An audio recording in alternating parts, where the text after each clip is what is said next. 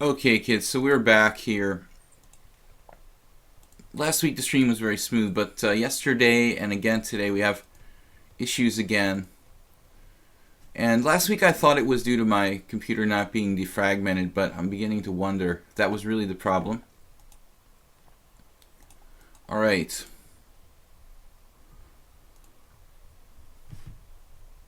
We need some technical support. Hopefully it will run smoothly here. Bishop e7. Don't mind the frame rate on the webcam. It is a little bit slow, but it's not critical to following the games, which is the important thing. So Mule Skinner, this has gone into a kind of old Indian type of formation. Not a traditional way of playing the setup for black. I think that the normal plan is like c6 and e6 and d5 and putting the pawns on white squares to play some kind of more or less like Slav structure. You wouldn't go to Cuba to play chess. I would go there to dance. Anyway,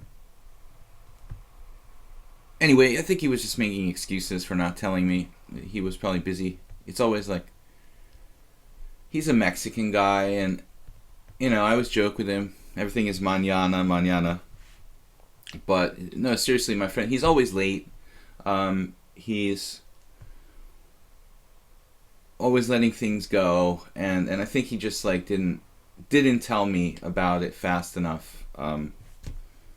So he made up some excuse that he couldn't contact me from the internet in Cuba. I don't know. It sounds a little bit like, yeah, maybe like 20 years ago I could see that, but I'm not sure I like completely believe him. You know, I see like Cuban players playing chess online all the time, so I guess it depends on where you are. Anyway, back to reality here. E5, so transferring the structure to King's Indian kind of thing. Bishop e3 is fine. d5 is even okay, but I mean d5 is actually fine. I'd rather trade like bishop for bishop than have him force me to play something like what am I trying to say here? Well, what I don't want to allow happening here is like I play d5, somehow he can trade bishop for knight and then trade with like knight e8, bishop g5, trading off his bishop for knight, then trading off his bad bishop with something like bishop g5. That actually looks kind of difficult for black to achieve. But d5 is actually alright for white in this position because knight c5 is no good. He would have to trade on f3, bishop takes f3, bishop takes f3, knight c5, and then I could just play b4. So we have a lot of different options, but it looks pretty good. No theme. Yeah, our only theme right now is Wednesdays, but who asked the question? I Am Destroyer says hello. What's up, man? I Am Destroyer, are you our next challenger? Tactical Destroyer? I checked out your account there. It says you're 44 years old. I know I stopped getting older when I was 39, but if I did get older, we'd probably be around the same age.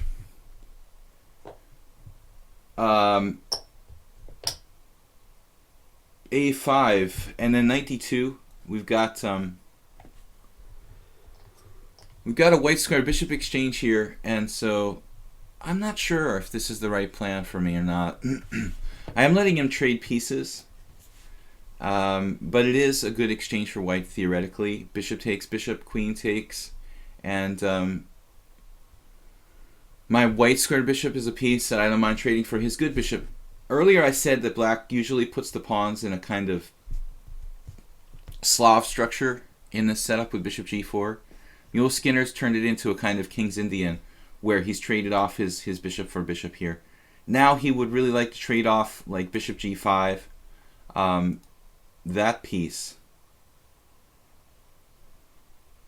I'm not sure it's going to be easy to prevent him from doing so.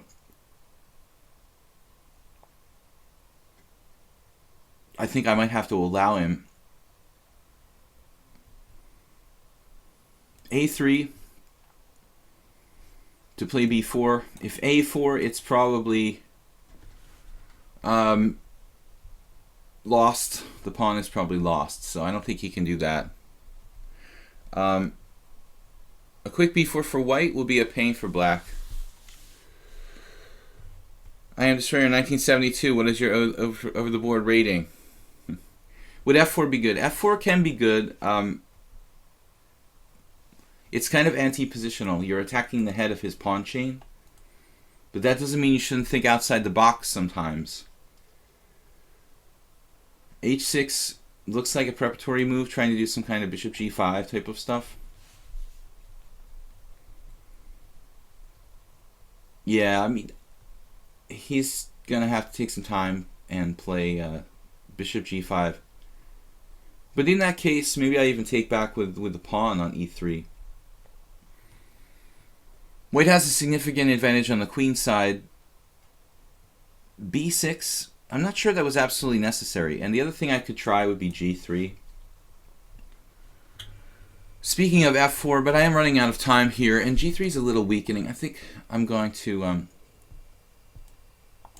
just bail on trying to do anything fancy and anything weakening like G3, F4. Being that we only have like 2 minutes left, I'll just settle for a very minimal advantage here. Trying to induce a weakness in the queen side. I'm sure that I had better somewhere, but due to lack of time, I'm just going to try to keep this at a very, very minimum. So welcome everybody. I'm still young, yeah. Well, I don't know, man. Sometimes I feel like I'm old at 39, permanently 39. Anyway, what are we doing here? Bishop G5, and so we induced the queenside weakness. Nothing earth-shaking though. I don't have to. I mentioned the possibility of taking with the F pawn here, but objectively, I'm not sure if it's the right idea or not. C5, A4. Unfortunately, maybe knight A4, abandoning my control of E4. All right, let's just go back home. We've achieved our goal. I don't think I can play C5 without dropping a pawn to A4. We made a little bit of inroad on the queen side. The pawns on C7 and A5 look weaker than my pawns on A3 and C4. So time will probably decide this game. Black's only a little bit worse, but it's not really a pleasant situation. F5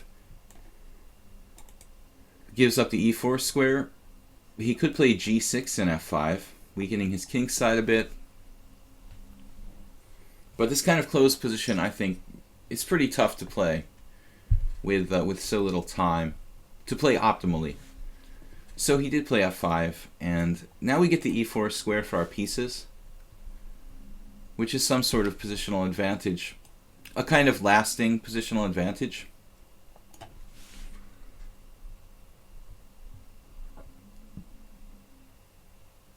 If you had to like argue about the future and what's going to happen in this game, and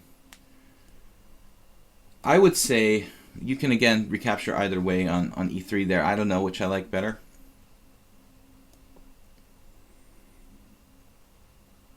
Maybe I'm better off taking with the queen here, because otherwise the B file becomes kind of difficult to hold. This is not so easy. We only have, like, as I said, an absolutely tiny advantage. His queenside pawns look like they could drop off.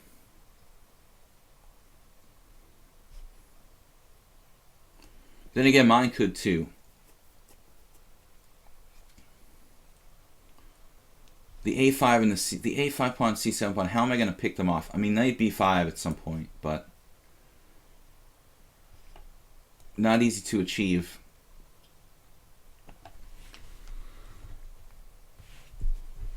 Unfortunately, he has this queen check here.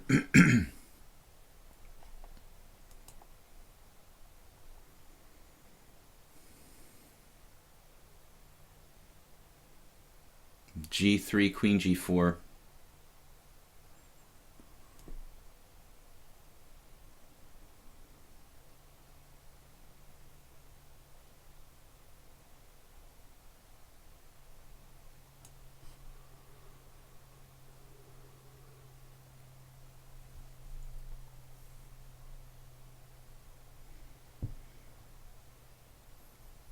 I wanted to play queen f5. Obviously, I can't let him in here. g3 was very weakening as well. So I thought this is an improved version of playing queen f3 right away.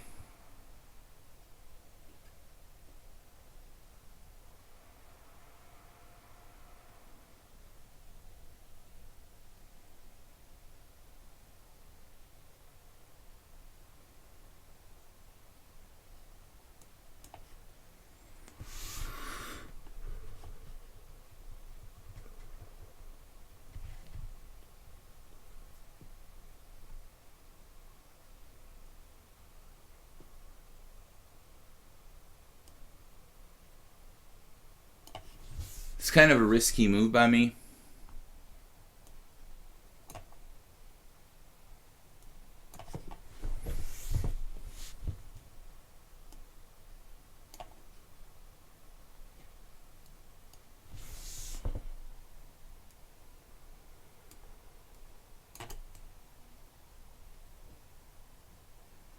Is that a threefold repetition for real?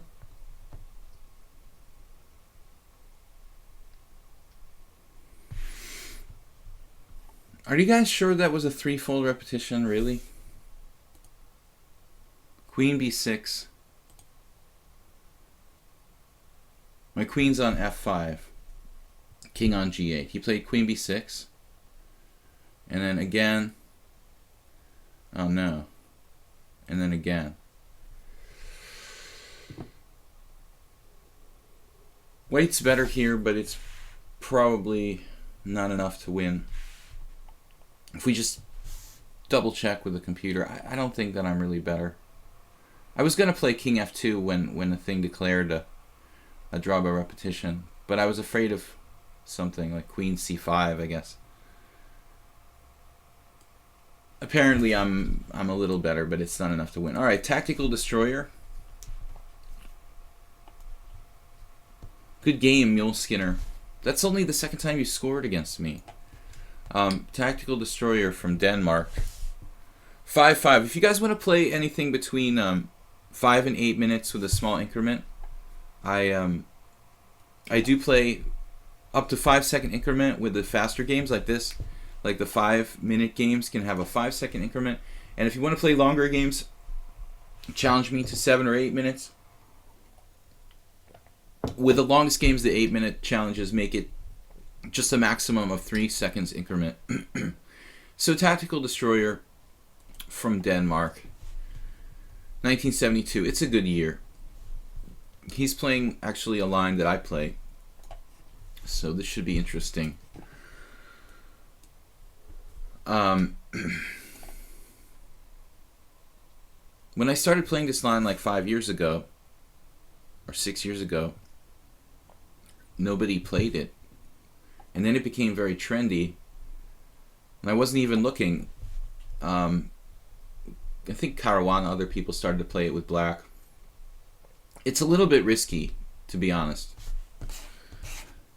Not the most solid version of the Panov. That's what this is now. I think at the highest levels, it's a pretty tough variation to play.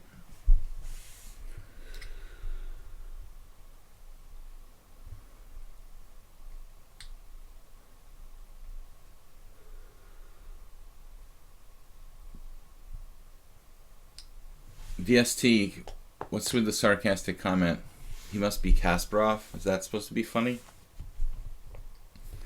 I'm just happy that we have a strong player. There were times when we had quite a few master opponents on the stream, but lately not so many. There have been less. The other week, Spinal Tap, Tom Bartel, International Master, was around Christmas time. We were playing him a number of games. Okay, Tactical Destroyer's playing the old variation, E6. So he's supposed to play knight to d5, or at least that's the main line nowadays. Knight to d5, bishop d5, e6, bishop takes c6. It's a torturous position for black, where black has to be very careful. But I've done a bunch of work on that, so I know that pretty well. But this is the way they always used to play before this concept of knight d5 was discovered. And, well, our only move is b takes c. So this is supposed to be slightly better for white. But there are a number of games in the database where you see people making draws by repetition, like bishop a3, bishop f8, bishop...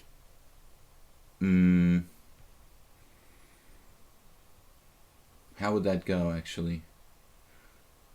I'm not sure how that would be. Because after bishop a3, bishop f8... Anyway, I don't have too much time to talk here because it's a 5-minute game, but some games I've seen bishop a3, bishop f8, like bishop c1, bishop g7 draw. And black is threatening... black is threatening... I guess black's not threatening anything immediately. But maybe I'm better off avoiding knight a5.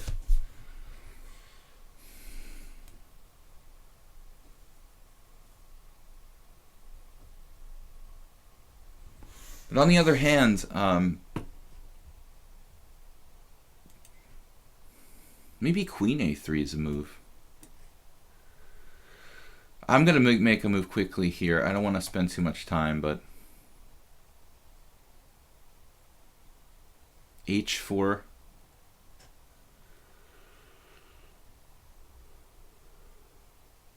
I don't think h4 is really sound.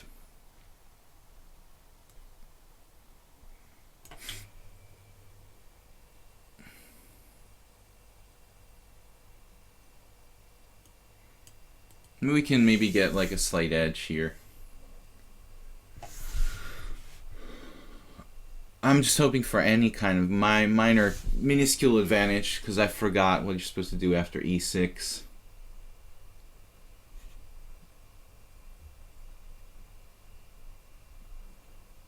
If white doesn't do anything, he's going to end up slightly worse due to the pawn structure. So that's why I played bishop a3. I'm afraid if I make neutral moves like castles, slowly black will be more than equal. Black's plan is very easy, exploit the hanging pawns, and white for his part has to watch out for knight a5 and get developed and worry about his hanging pawns. So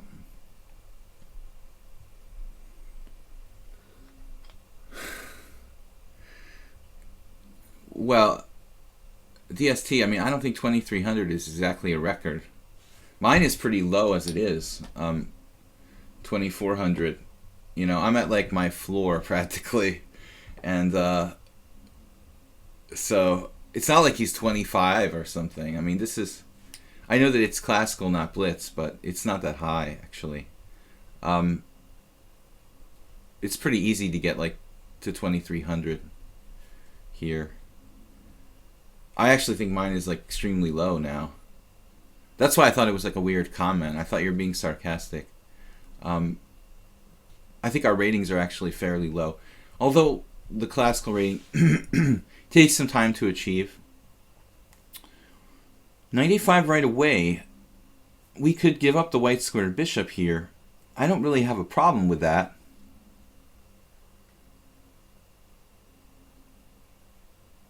Queen b4 allows bishop f8. So I guess I have to play bishop b5 check.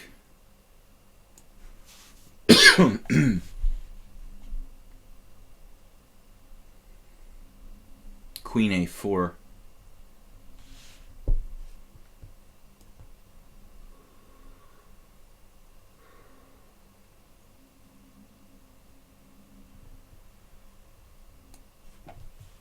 I feel like I played this position with black. I've probably wandered into this position, either before I knew about the move knight to d5, or even consequently because I was just playing blitz and making moves fast. No, I had the feeling that knight a5 might be a mistake.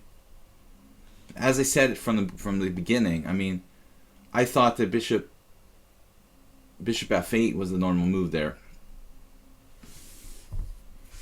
So it seems like he's wasted some time. But anyway, it's still not that easy. Castles.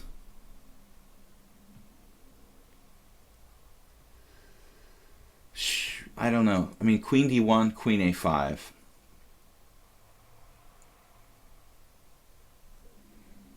Queen b3 repeats position.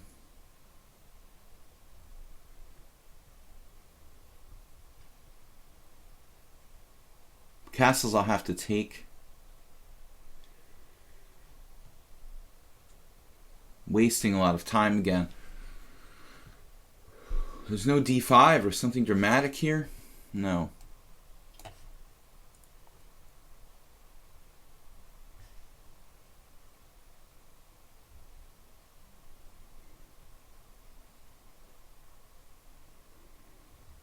I'm unconvinced by what I did here. What should I play instead of castles in this position? Queen d1? Could even play queen a5 in that position. It's like totally unconvincing.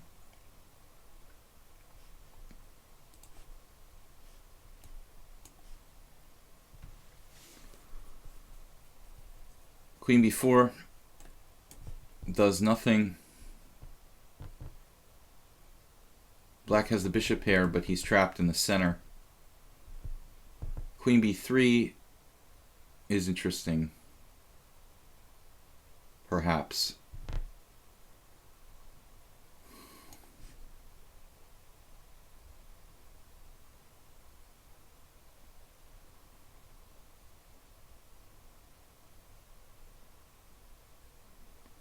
This move is like multi-purpose. I'm keeping an eye on e6, keeping an eye on b7, keeping an eye on d5. The eventuality of maybe c4, d5 for white. And if he gives up his white square bishop, he's going to have to deal with the fact that he can't play f6, the fact that b7's hanging. I'm controlling d5, threatening maybe d5 sometimes. So rather than just routinely retreating back to d1, which is probably what both of us intended, I think this move, thinking outside the box a little bit with queen b3, allowing bishop takes f3, though objectively black's probably okay here. This move might be better than it looks at first sight. The single most important thing is probably preventing him from playing f6.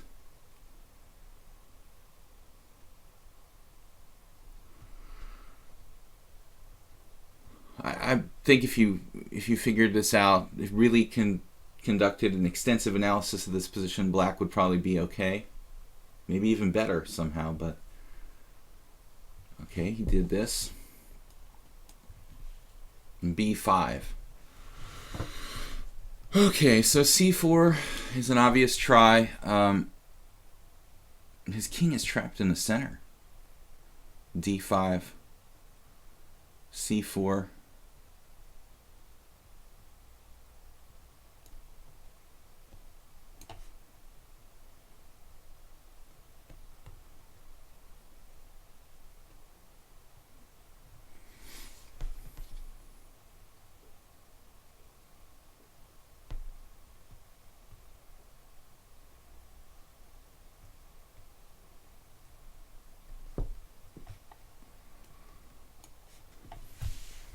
I just assumed that his name was Tactical Destroyer because he was like a strong positional player or something.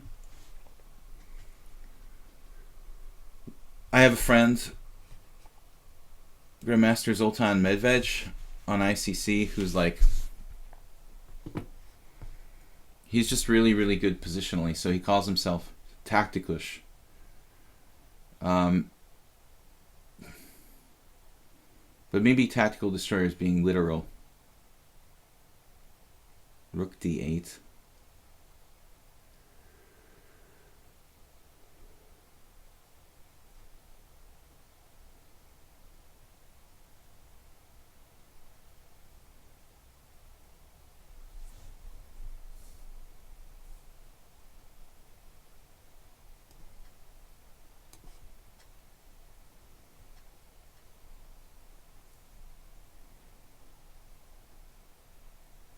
And white should have compensation with a king trapped in the center, but he doesn't seem to care.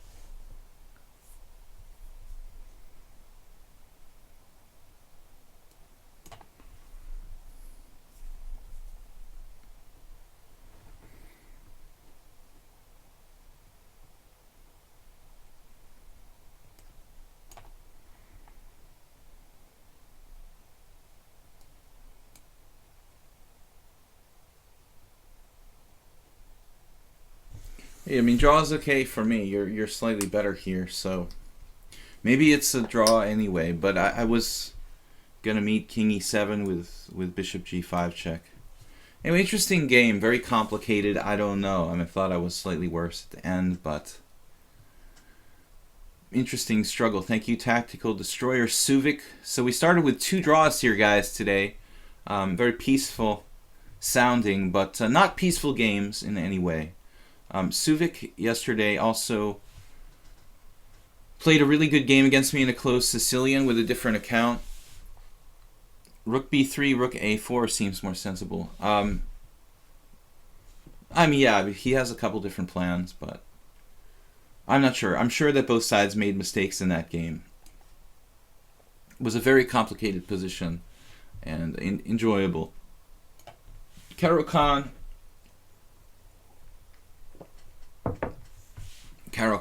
I'm just switching up because yesterday Suvik played a closed Sicilian against me, and I didn't feel in the mood to play another one of those. It looks like we've got the advanced variation with Bishop d3. I don't know this move. I have seen some games.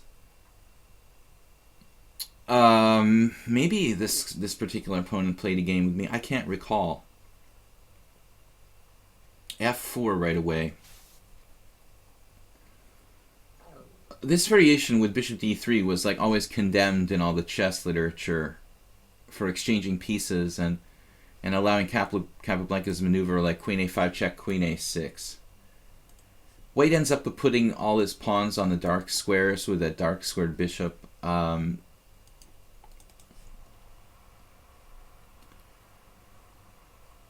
97 here looks quite interesting.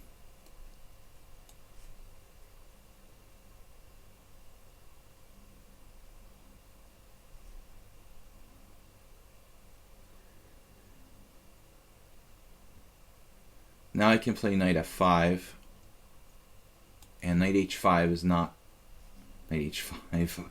I don't know why I said knight h5, but anyway, it's not even any. There's not even any kind of Freudian reason for knight h5. But g4 cannot be played because of queen h4 check.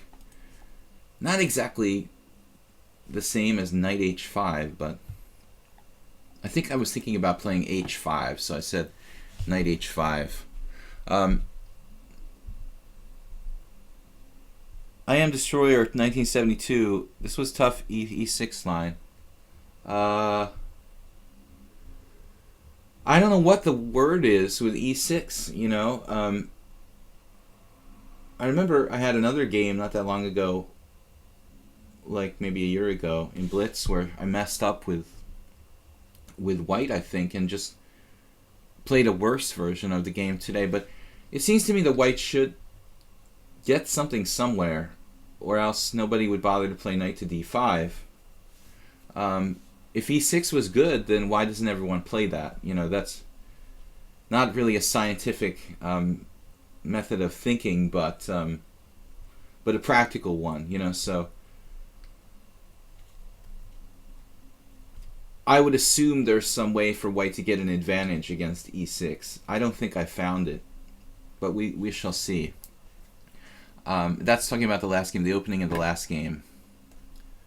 But as I said, I also play that for black, I Am Destroyer, so... Although not with e6 intentionally. I have wandered into that position on occasion by mistake. I think I had a game... I might have had a game not that long ago in similar position to this where I played like c5 and white just took. And I had a hard time getting the pawn back. Maybe one of my simuls. I do a simultaneous exhibition every Sunday. So I'm losing my voice. I don't know why, people. But I'm not ill, so I don't quite understand it. C3. All the pawns are on dark squares. Suvik playing quickly.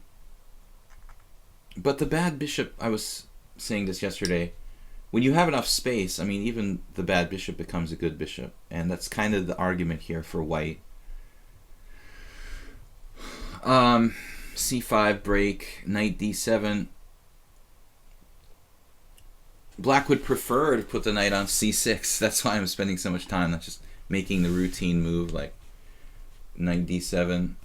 White can play b4, but is that a good move?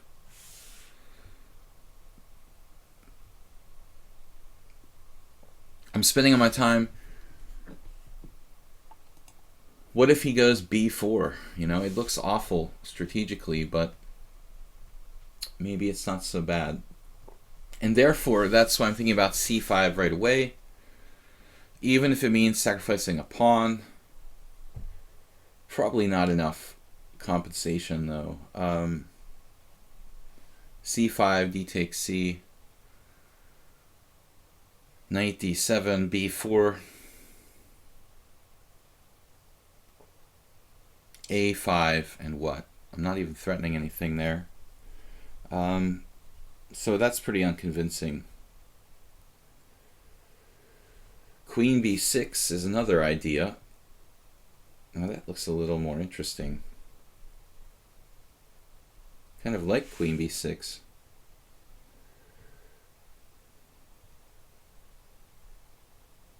Queen b6. Now we're talking. Wow. Actually, that looks pretty strong. I like this. Sheppy, welcome back, man. Wow, Sheppy. Whenever Sheppy arrives, I come up with a great idea. Okay, I swear I did. You guys can see me turn my head. I did not look at the other screen to see those guys suggesting queen b6. I found it on my own. It's actually a dual purpose move. I have queen takes b2, and I could still do the Capablanca maneuver with queen a6, trading off his menacing queen on d3. Yeah, man. Or queen a6. This is absolutely best. It's pretty nasty for white. I mean, in fact, he looks like he's in nearly lost position after a5. I mean, queen a6 is playable, but this just looks like brutal. Just tearing white apart. Just tactically, he didn't calculate. So, Shuvik, I'm talking about like it's an Eastern European name. Like he's Hungarian or something. Shuvik from India. Salvik or Suvik is just playing too quickly and not calculating. It was pretty nasty after queen b6, though. He has to play b3, probably. And, well, not b3 or bishop c1. I mean, if you like bishop c1, you can prefer that move, but we're in good shape here. We can play c5 at will. Maybe prepare it with knight d7 first. Or queen a6, as I mentioned. But b3 is absolutely forced, it looks like. Maybe he could try to sacrifice a pawn or something. I don't know. Knight d2, queen takes b2, rook b1. Maybe knight d2.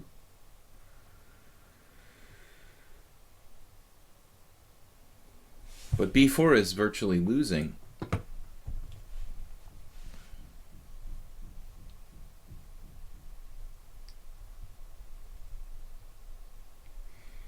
Welcome everyone to my chess stream. It is Friday. Where is... yes, he recaptured.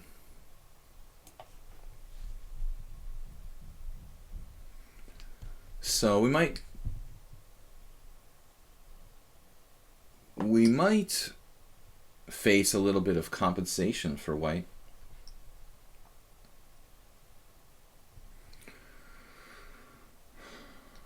Rook b1. Can actually play knight d7 here. But I'm not sure if that's necessarily the best move. I have another idea. Queen a6 is possible. I'd like to find something forcing. Knight takes e3, queen takes e3. Hate to trade that knight in f5. It's really a sin. Probably best not to do that.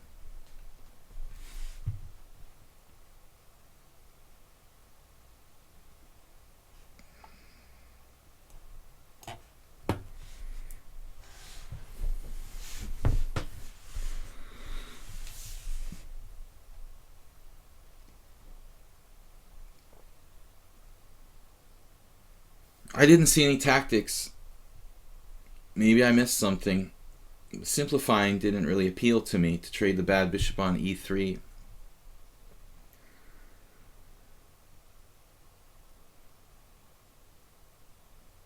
White doesn't really have any compensation. Bishop e7 comes back, and we should have a significant advantage. I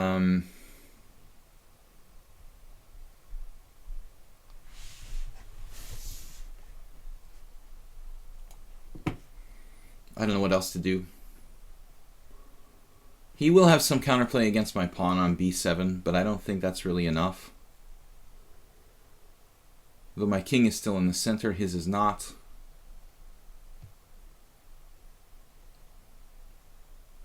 At this point I had to retreat my bishop. I mean, or trade it off, but if I trade off my knight on f5, then he has the possibility of playing f5.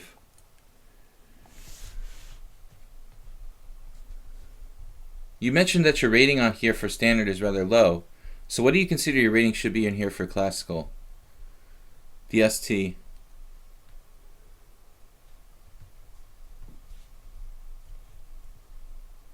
I would think around 2,500. It's not a FIDE rating, DST. There's a lot of weak players running around with like 2,400 standard ratings. I think that I'm underrated. It's not. Why do you say 2610? I mean, that's not sarcastic, right? You're not being sarcastic. There's extremely, extremely weak players with 2,300 ratings. So I think that the fact that I'm 2,400 is a little bit too low. But probably closer to my blitz rating. But every time I play in like a tournament, it seems I play some 2,100 who's playing virtually perfectly. So I don't know if they're using computers or I'm unlucky. But yesterday I had played a guy who played the theory perfectly for 17 moves in a fairly rare variation of the Rossalimo. He followed the exact opening theory on the opening explorer, like 17 moves deep, to a perfect play that reaches an equal position. I don't know. Maybe he was following the opening explorer. I don't know, but I had no advantage. But the guy was supposed to be like 2,100, and I lost 11 points for a draw. I mean, people are afraid that people will be cheating more often in the classical ratings, and they're right. I mean, there's more time for incompetent computer cheaters, but hopefully lichess is catching a lot of the people who are cheating, so it isn't as common as it might have been in the beginning.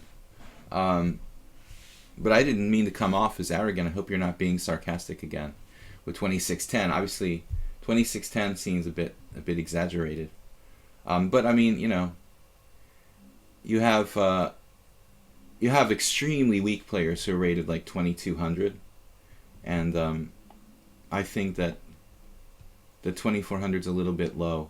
But I'm saying this with all seriousness. So at this point, he's trying to trade off my knight on f5. I mean, I was 25 before DST and I lost like 100 points. So I'm at basically the lowest rating I've had in the last 6 months. But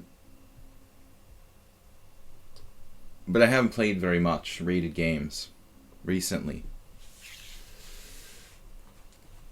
Justice Bot, come on, dude. Justice Bot, like I said, he was handpicking his opponents, and every day, he was making a conscious effort to raise his rating somehow. I don't know. I didn't really pay attention, but yeah, I mean, if he's like 2,600, I mean, it's not like we're talking about bullet chess. That's a little bit over the top. The guy is like 2,300 FIDE maximum. So if he's 2,600, I mean, anybody can be 2,600. Queen b3.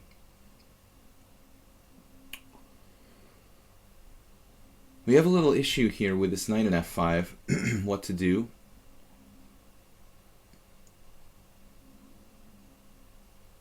Suvik making life a bit difficult. Maybe, I mean, but Justice Bot is a very bad example to take there. DST. He's like the most overrated player in the classical pool. So I don't know exactly how he did it.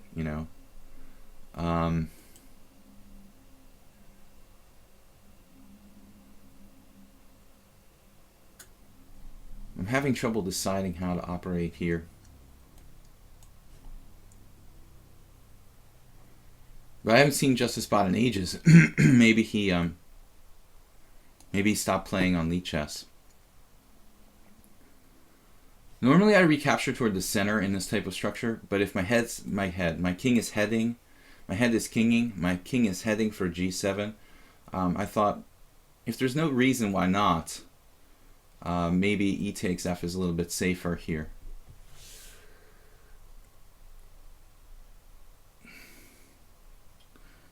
We did have trouble with the stream, guys, so I lowered the frames per second. The camera is very slow. Please don't judge us based on our frames per second on the camera. The important thing is that the chessboard is visual.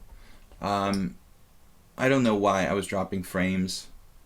We were defragmented, and my internet connection's pretty good, so I need further technical support on the...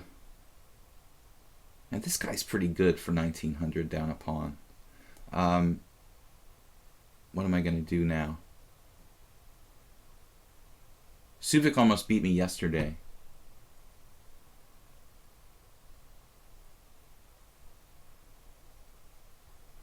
Why don't I just take here? Queen takes rook. That would be fine.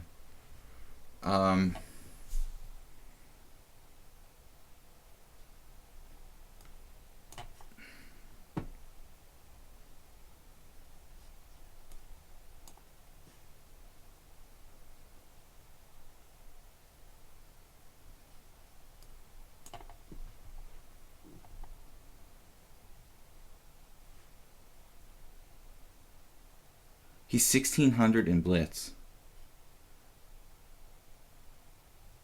He had a winning position against me yesterday, and I barely managed to win on time. This time maybe I've got something.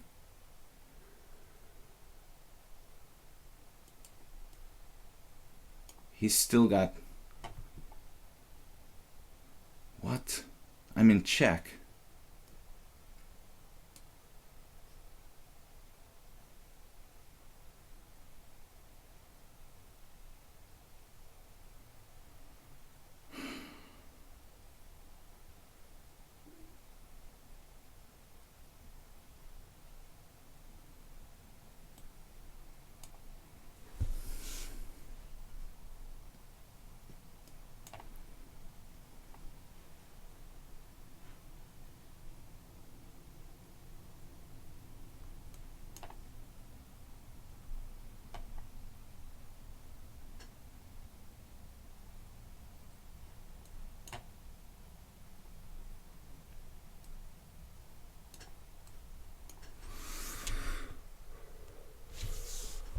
Okay, if I pay attention here and I don't do anything crazy, I should be winning now, but again, I was like close to losing.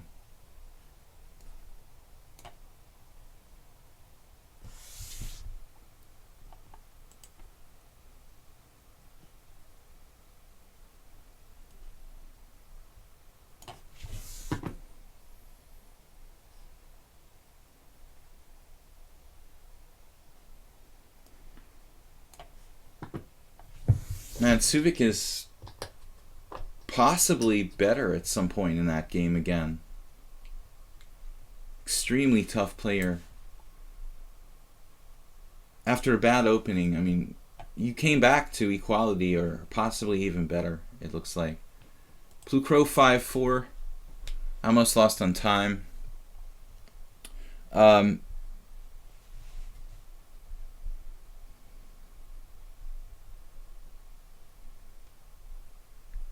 Chess Novice says his score against Justice Bot is 2 draws.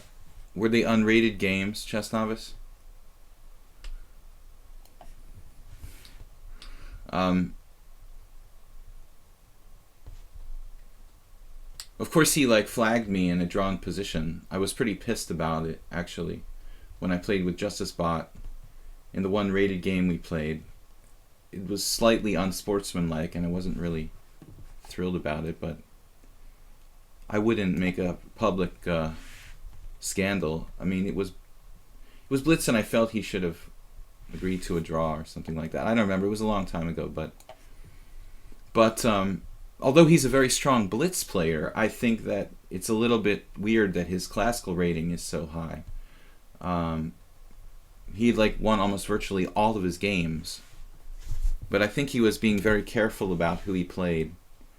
Maybe if you just really, really hand-pick your opponents, make sure there's no cheaters, no computers, and your opponents are, you know, you've like singled them out as like somebody you can easily handle.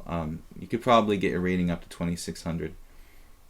in that situation, but I'm not gonna like take the time to do that. I just play random people. Try not to play people with like less than 50 rated games. That's what I generally do, but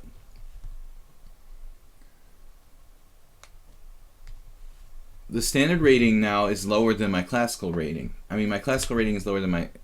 What am I saying? My classical rating is lower than my blitz rating. And it's weird because, like, almost everyone on lichess has, like, a higher classical rating than they do blitz. And that's what's strange about it. I mean, it seems like most people are 200 points higher in classical than they are in blitz here. So someone who's like 20 or 2,000 in blitz would be 2,200 in classical. And there's just loads and loads and loads of people who are like around 2,100, 2,200 in classical on lichess.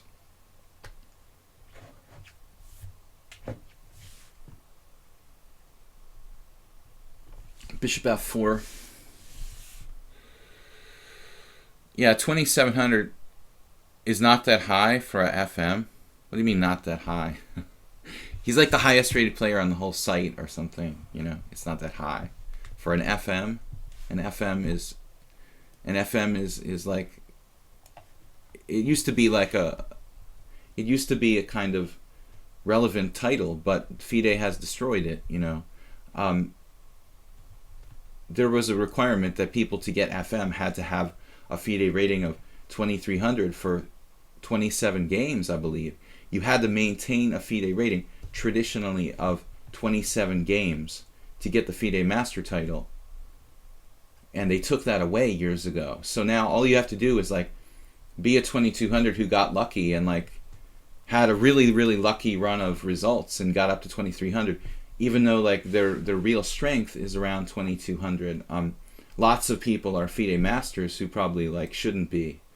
So I don't think that FIDE Master really, not to take away from the people who really deserve it, I don't think it really has too much value as opposed to like 15 years ago or 20 years ago when people actually had to have like a 2,300 rating for more than 27 games. Then I think the FIDE Master title had some significance. But now FIDE has watered it down to the point where it just doesn't really mean very much.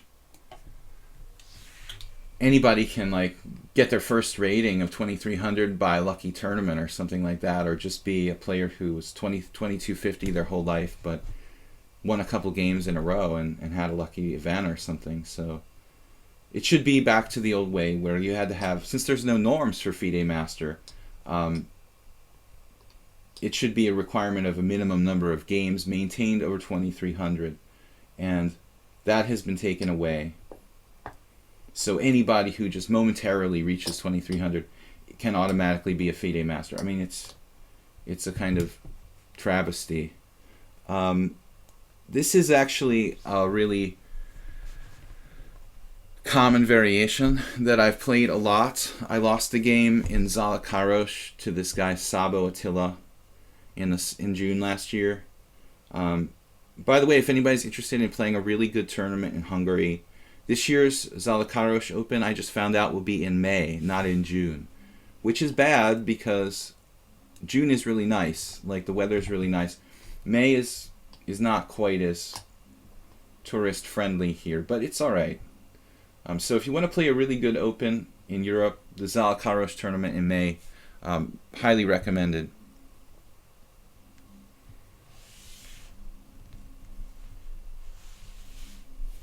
Yeah, I mean, there's just, I know tons of really weak players who got the FM title who shouldn't have it. But FIDE makes a lot of money on these people, so they're charging the Chess Federation or the individuals, I don't know how much money per title that they hand out. But don't get me started on FIDE and the corruption and all that stuff, because I guess every sporting organization is totally corrupt. Why start complaining about just chess? Anyway, guys, welcome to my chess stream. It is Friday, January 20th, and our stream is working. We were dropping frames before. I had to slow down the camera speed, but so far since that, it's been good. You can just watch me move in slow motion. As long as the board is working, that's the important thing. I also have a simul on Sunday at 6:30 p.m. Central European Time. Blue Crow, what are you doing? Knight g4. I understand your intention, sir, to control the e5 square, but problem being that when I play h3, I'm going to be hitting your knight and then hitting your bishop with g4.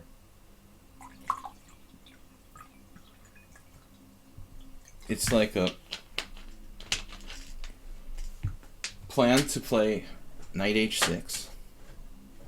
This is a very odd move. So I think a6 is my game with Sabo Attila by a different order of moves. Sabo Attila played a6, I played h3, and then he played knight e4. And that's pretty good for white, although I screwed up royally. Knight g4 has got to be a bad move. h3 is a good move for white anyway, so novelty. But not to say that there's not some logic to it. That knight on h6, bishop c2, bishop c2. My ear is ringing. Very strange ear ringing sensation. Tinnitus. I do suffer from tinnitus. I hope none of you guys do. It's pretty nasty.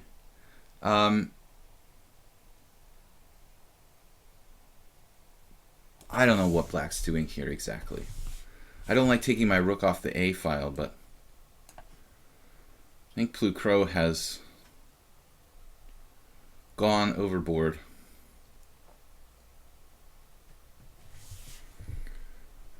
He didn't see knight d2. You have to get used to playing this kind of position. I mean, I don't think this variation is objectively dangerous for black, but you have to know the themes and the position, have some experience. This is a disaster for black. We're just up a clear pawn. And the knight is sidelined on h6. e5. Wonder if I didn't make a small inaccuracy here.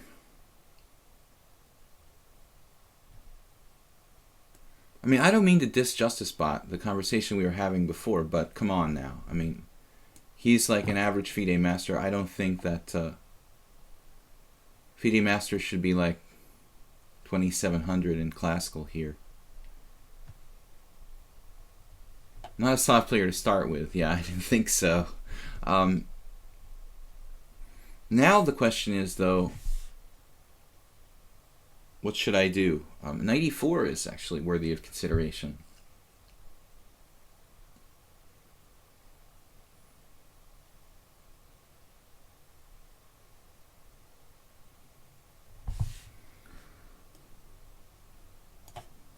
But I think we have time to just slowly usurp control of the center here. Maybe I made a mistake with this. f5 though. f5 was not what I anticipated. I think you should play rook fd8 there. Maybe you even have a5 in some positions.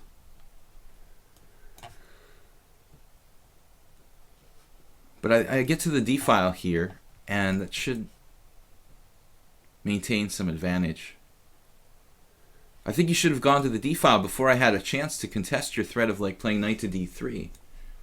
But he didn't do that. I have space on the king side. The knight's not really doing anything on f7. And a5, although interesting, I can probably play b5 to meet that. And still, maybe he should try a5.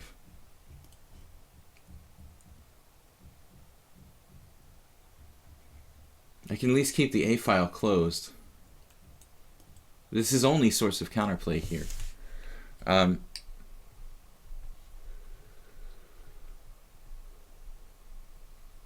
Unclear who's in charge, ridiculous tournament costs, handed with every little transparency.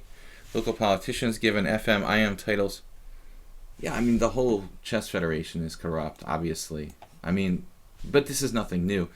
Even before Iluzhinov, like, Kampamanis was corrupt as well. So corruption to any sports organization is not a new concept. It's just a matter of minimizing it, I guess. The current state of affairs at the World Chess Federation is pretty grotesque, I would suppose. But they made titles easier to get across the board. But particularly the FM title, just like no requirement whatsoever, just to get to 2300,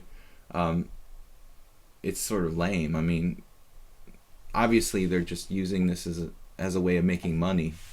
FM title used to mean something, but I guess all titles have been devalued. You know, IM titles and GM titles included. It's all right. There's B5. You should play A6 in the structure of Plukro. That's the first sign that Plukro isn't really like, you know, a regular Slav player. When you see him not play A6, the undoubling of the doubled pawns is always a bad thing for black. So, all right. But he's fighting. He is fighting for his life. The two bishops are slicing here, and it's just, oof. This is going to be really ugly. No counterplay at all. The H file is irrelevant. Totally irrelevant.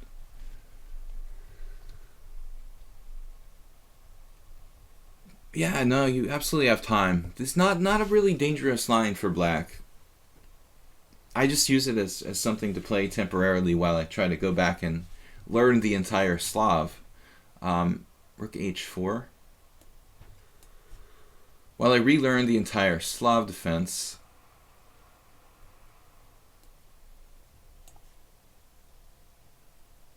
nothing he can do here.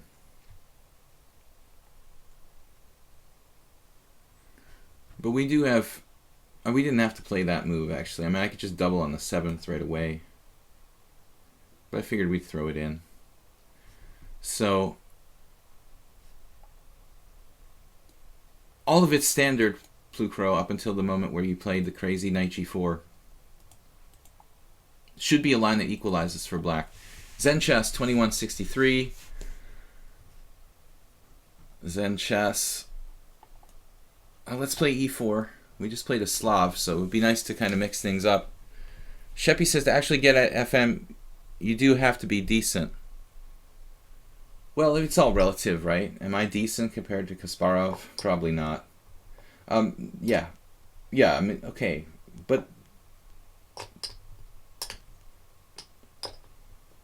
I'm old school, you know, and when I started playing chess, FMs were really strong, like categorically across the board.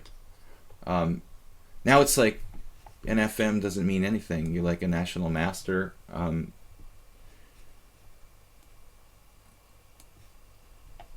So I guess I'm just being nostalgic. The days when FIDE Master really meant something.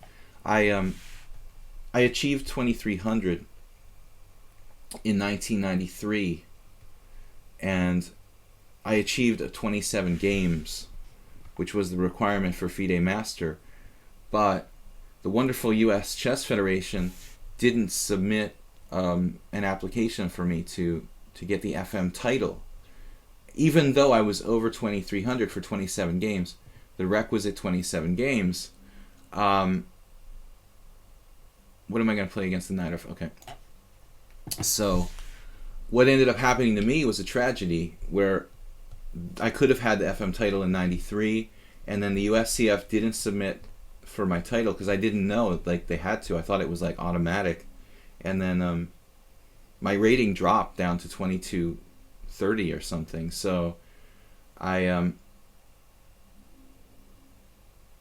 don't know if, like, I could have applied for it even after dropping, but I became discouraged, and then I just, like, waited till I got back over for another 27 games in, like, 1995.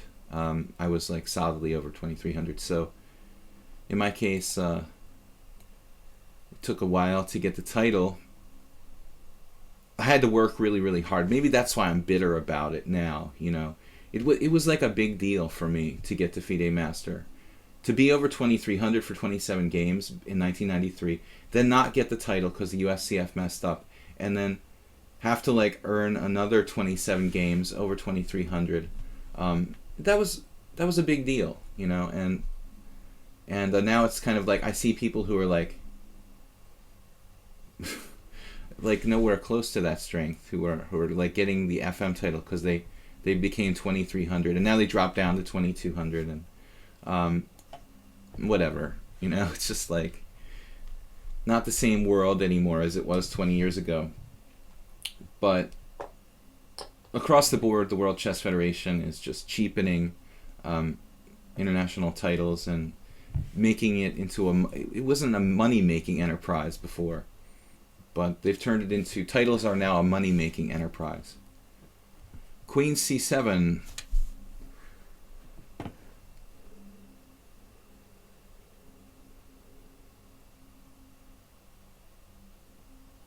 I'm not sure I've ever faced this move before. Seems kind of weird to play Queen C7. You could be vulnerable to sacrifices on B5. Certainly, just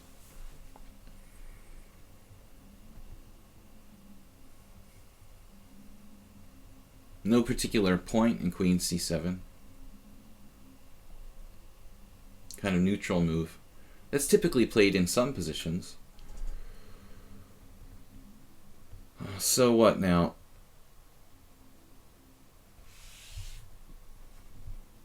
I'll just play quietly. Oftentimes I play F4. My normal reaction would have been playing for F4, F5. I just decided to try something different. I have a tendency to sacrifice my... I'll tell you guys the truth.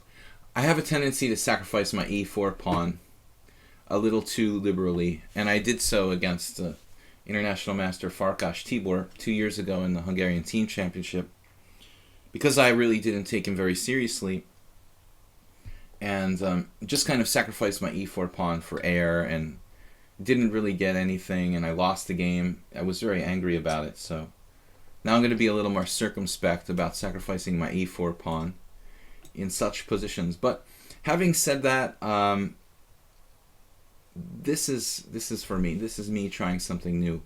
But basically, I don't know what white's supposed to do in this kind of position. I mean, I don't have a pawn break. If it's not F4, F5, we just kind of hang out and develop our pieces. This is not normally how I play this system. But I thought, well, we'll try it.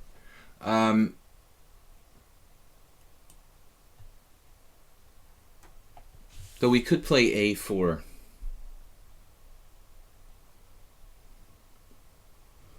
I did have a game with the National Master Jack Stolerman. I don't know if that guy even plays anymore, but we had a similar position once. He may have played... You know what he may have played against me, come to think of it? I think he actually played Queen C7 right away, if I'm not mistaken, against me. Something very similar. Okay, let's try something original. Wow, we're thinking outside the box here. F3 like bishop E3. Okay, chess novice, good question. Yeah, F3 bishop E3 like an English attack, but it's not. That's the problem. Our king is on the king side, and you understand. Our king is on the king side. We can't do the normal stuff that you would normally do in the English attack. So we're trying to get black to loosen the position here. I remember when I analyzed my game with Stolerman that there were some possibilities of playing on the queen side. Maybe I did do this, in fact. Something similar, in fact. I ended up losing that game. I'm talking about a tournament from like 13 years ago, probably. Maybe one of my last tournaments in the U.S. before I moved to Hungary in around 2003. I I think I tried to do something like this, undermining the queen side, but it's not that devastating for black. If I induce him to play a5, he weakens his queen side. Otherwise, it's hard to defend the b4 pawn. And we can play c3 at some point. But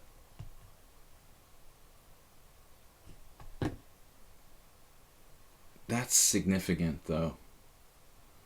Is there any other way for black to play other than playing a5? Because I prefer not to weaken the queen side with that. Now a5. Knight b5 with pressure on d6 looks sort of serious.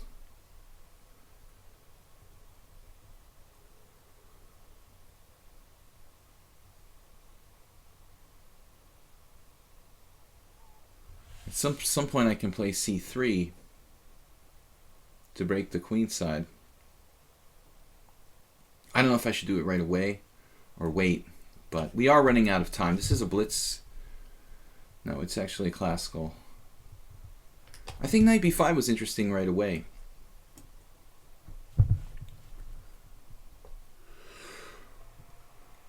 Okay, how are we talking about bishop takes e6? You have to be near the top of the tournament. What?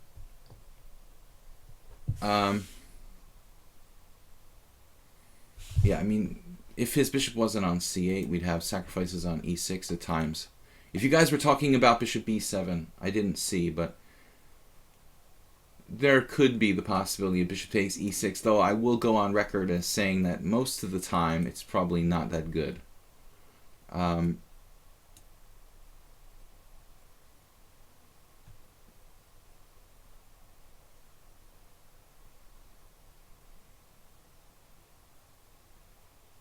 What is Zen chess doing here?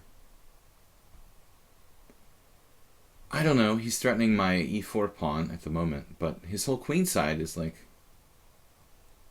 disappearing. Very well. Well, in the spirit of playing something new and unusual against the Najdorf, we might as well play a3 on move 1. So Karyakin's story is that he actually didn't bring his adapter. That's why he played a3 in the game against Carlsen. But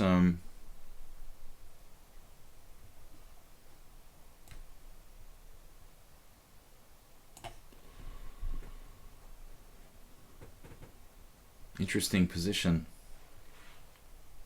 Quite complicated.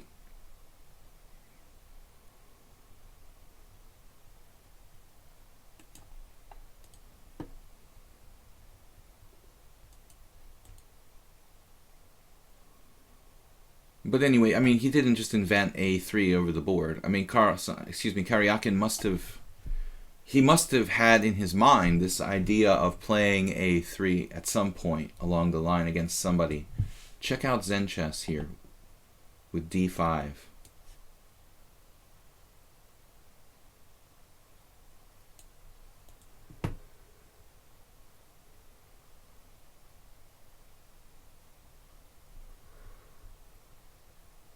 Okay. Absolutely thematic idea. I need to play e5, and I'm going to do it. Come hell or high water. I need to shut down this position into a French type of structure and try to hold on to this control of e5. So anyway, I'm just curious about the whole Karyakin business with a3. I mean, I think he must have intended to play it maybe for someone else, like not Carlsen necessarily, but over the board. Speaking of Karyakin, did you guys see him get slaughtered in the French defense with white against Adiban yesterday? Played a very, very strange game, a very strange sequence of moves by Karyakin, I thought.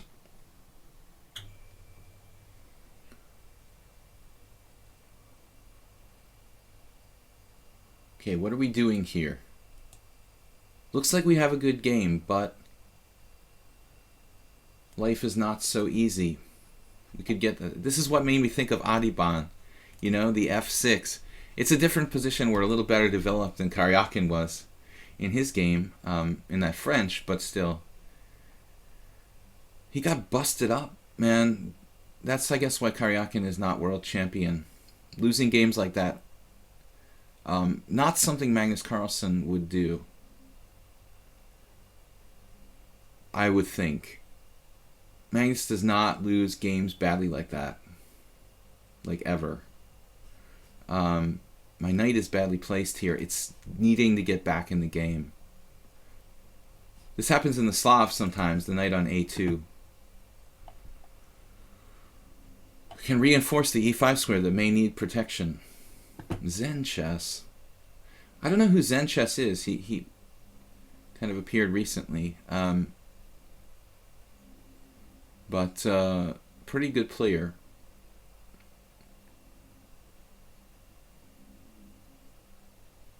I appreciate when you guys interact and you let us know, you know, about yourselves and become part of the community here. Carlsen played a great game with a3. Well, he plays a good game with anything. I mean, and actually, I think Karyakin is doing himself a disservice by playing anti-theory against Carlsen. Okay, it was an accident. I mean, he really, like, couldn't prepare. So, but it's favoring Carlsen. You know, Carlsen isn't, maybe never will be, like, an opening theoretician. Just doesn't seem like that's his bag, as they say. Carlsen does well just playing chess. He gets a position and he plays chess well and practically.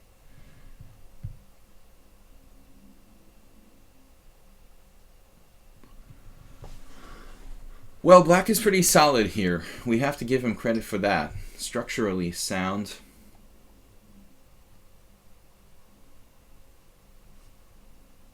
Bishop a6. That's a nasty little move.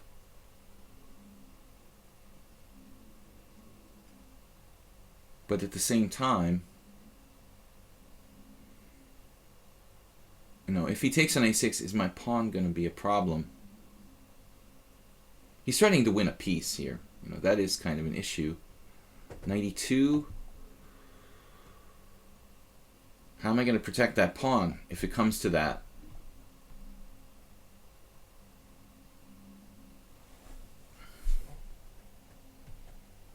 Zen chess.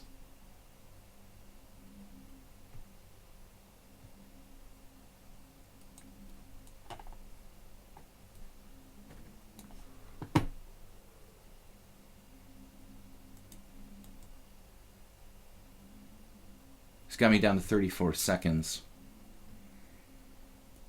Don't ask me to evaluate who's better here because it's too complicated for that. I'm not really sure.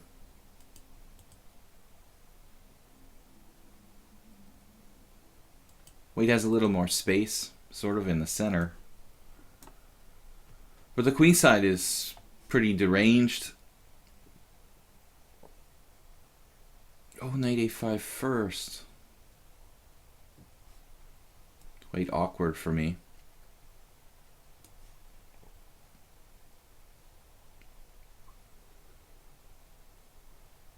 Oh, I guess he's just winning a pawn here. Well played.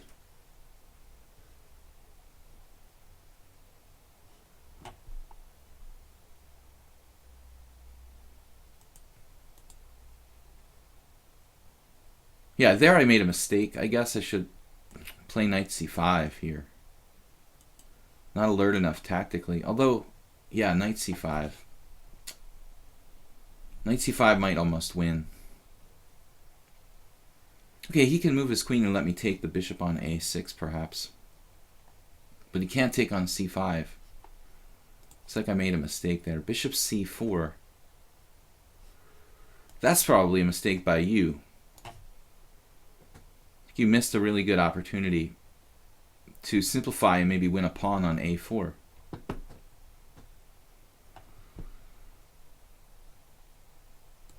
mean, still black might be fine here, but I think you had a very forced variation. Take, take, take, take, take.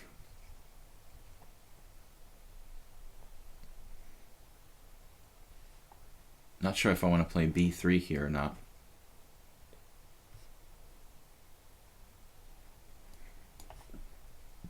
But space is space.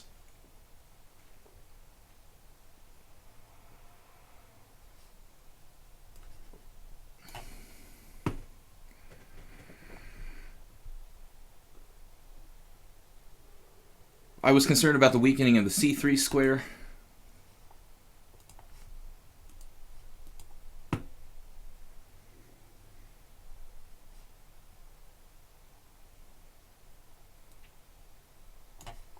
We're just playing blitz now.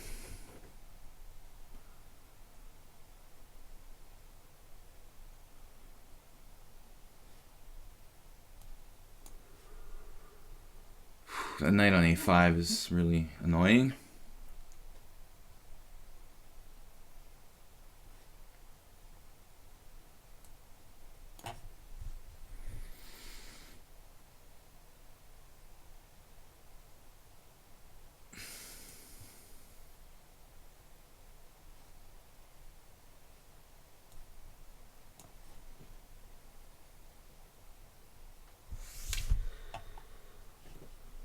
Positional concept.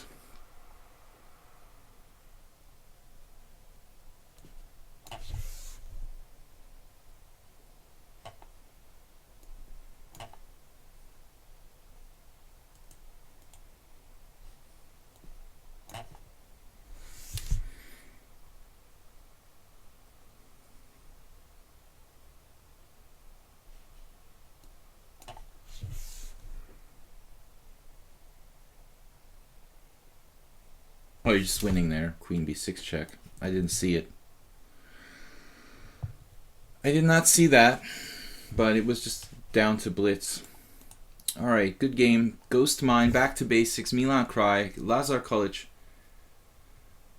I don't think I'm going to get to all those games, but I'm going to do my best. This just got to a very complicated position, and we didn't have enough time to play it. That is the problem with these fast time controls, and I don't know what to recommend when you're playing like faster than rapid chess. It's very hard to manage your time. Black played well there. I thought, as I said, I think he could have won my a pawn and just had a clearly better position, but I wanted to try to create some complications. I think finally toward the end I was clearly better spatially, but maybe f5 was a little bit too much, and still black was solid. Guys, I also have a YouTube channel, Video Chess Training on YouTube. Today I'm going to put up an annotated game from the Chorus Tata Weekendze multi-name tournament, the B tournament. I think there are probably 1 million games that have been analyzed with the A tournament, so I'm going to focus on a game or two from the B tournament.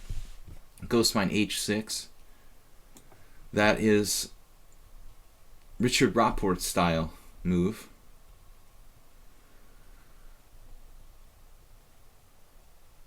Not so bad, I guess. Nothing special White can really do, but I think it's slow and weakening. However, I guess you could play like knight c3, bishop b4, a sort of Nimzo Indian where you've played h6.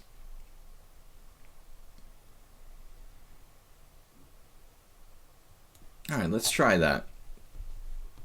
Sheppy said like 2 years ago they came up with a knight b2 to avoid what? d4, d4. We're talking about the theory of the London system.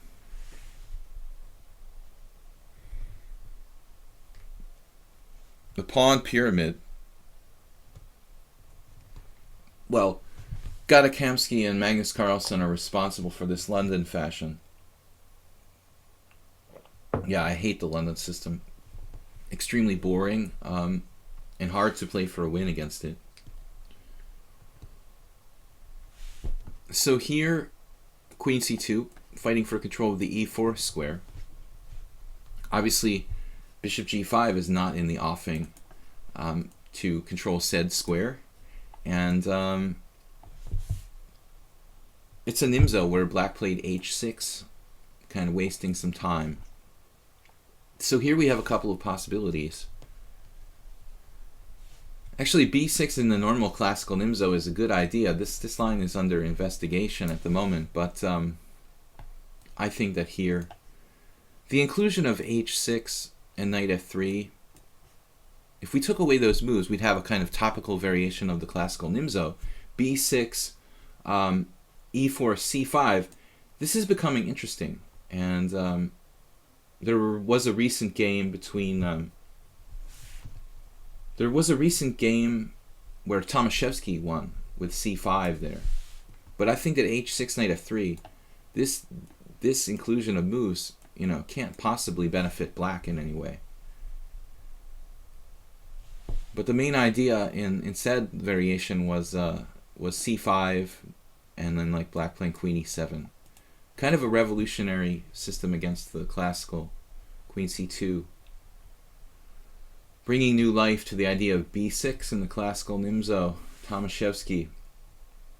I can't remember now who his victim was. Someone really aggressive.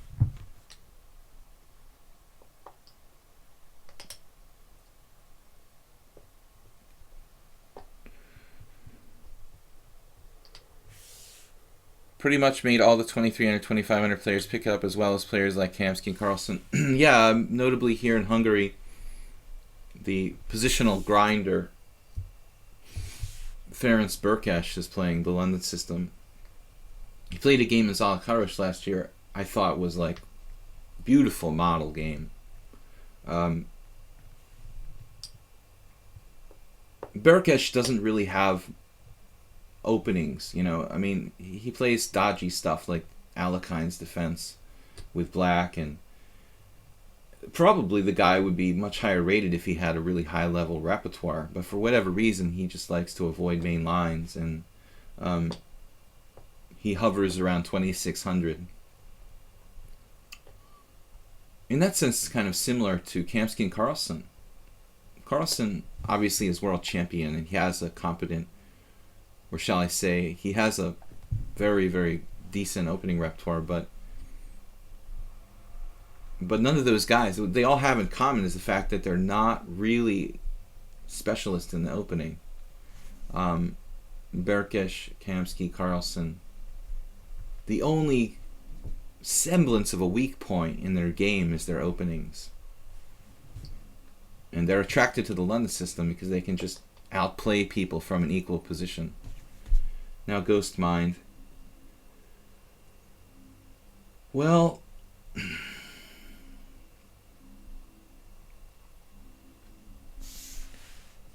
there is queen a4 check.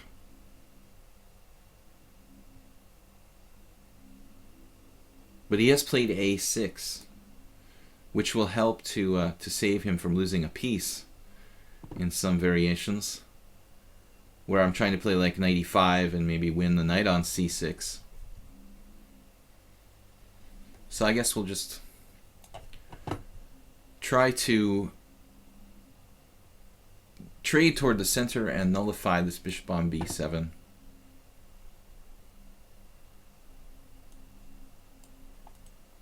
World champion Alexander Alekhine really liked to play this kind of setup with white against innocuous systems like this. Queen c2, bishop d3, full center, c4, d4, e4. Actually, everyone really needs to study the games of Alexander Alekhine. Absolutely essential. And, well, especially for those of you who play d4. Because although he did play e4, I think his best games were most of his d4 games with white. And really good at just annihilating weaker players. Here, this lust for expansion with the pawn looks... We could sacrifice a pawn straight up just to check him. Wonder if there's anything better.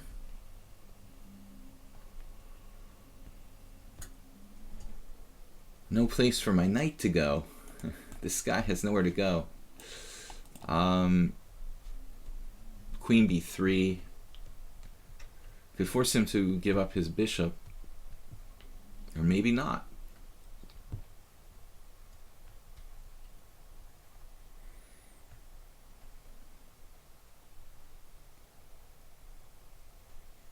I'd like to sacrifice a pawn with e6, but I'm not really sure what the follow-up is. You know, I have one check on g6, and then what? So maybe we're better off something else. I think it would be a reasonable sacrifice, though, just if we play it like a pure long-term pawn sacrifice for a strategic gain. I don't see any tactics here. Queen b3, he could play even a5 or something like that.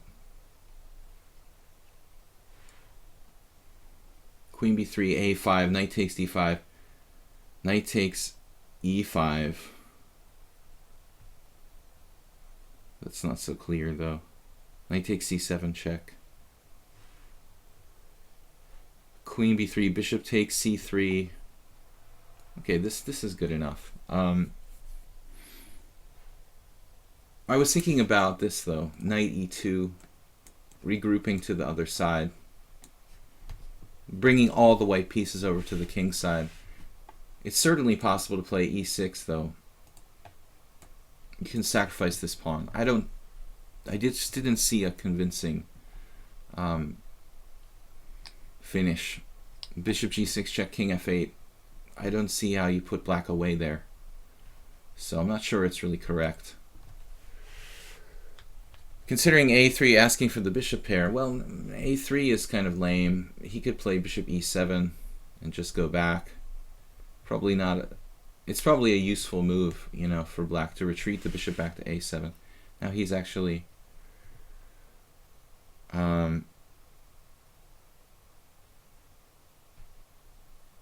played the move I suggested.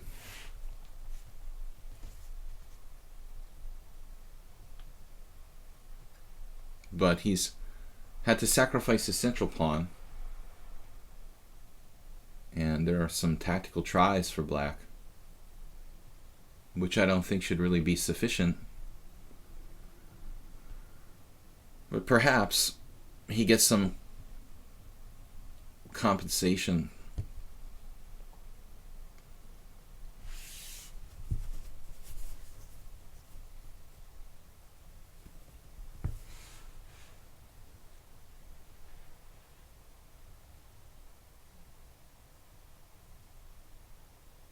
One variation is knight c5, bishop b5 check. That could be kind of unpleasant for black. He played c5. Just like, should be losing outright. Anything here. Maybe he's going to take on f3. I didn't think about that.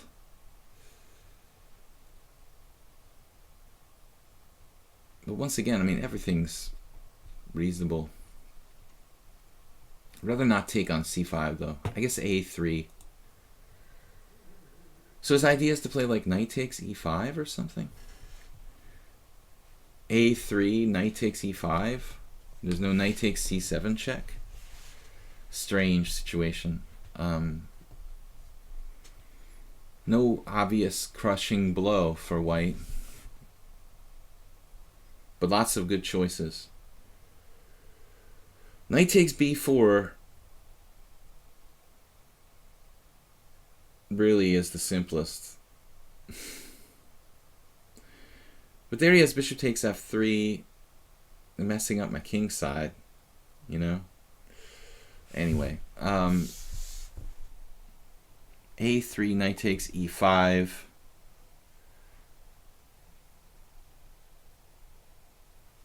Should be good enough. Let's see.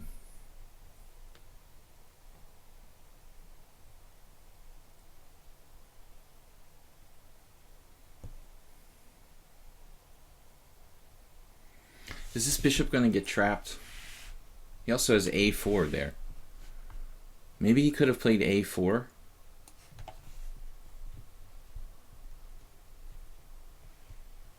I may have just missed a4. Maybe that wouldn't have been so bad for him. Of course, I could play queen a2. It looks like here I'm just up a piece. This is totally insane.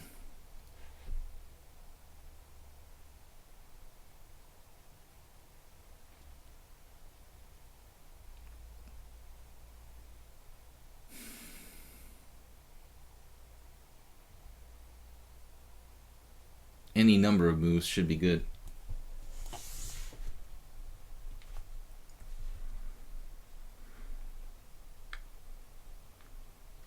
It was just too strange and confusing. I couldn't find a clear line, but we're up a piece here. After a3, a4. Driving my queen to a more passive square. I have to keep the knight protected, so. And then he saves his bishop with bishop a5. So a3 was really kind of dubious. Queen a2, I guess. Knight takes e5 there. And then suddenly, I think black actually has pretty good play. a4, queen a2, knight takes e5, knight takes e5, bishop takes d5, bishop c4. Actually, that might be winning for me. Ironically, maybe it was good. That variation wasn't clear. Okay, but here we're winning. Up a piece for nothing, basically. He has 6 pawns, I have 6 pawns. Yes, the 3 pawns are a little, theoretically, a 3-on-1 majority on the queen side, but not dangerous. Handicapped and doubled. Those pawns are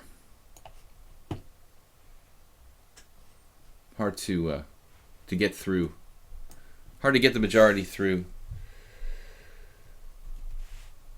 I don't think that a4 was enough, guys. It was an idea, but I guess queen a2 still left him in a quandary.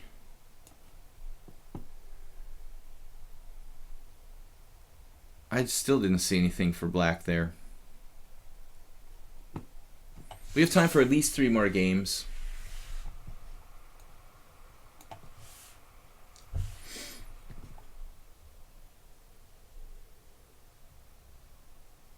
In between move. Another in between move. Oh.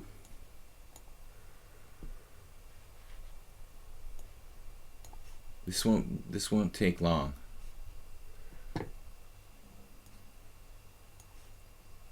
Although I'm not known for my accuracy in checkmating people with optimum efficiency, I do try to do the problems on lichess. I'm very disappointed they took away the problem ratings.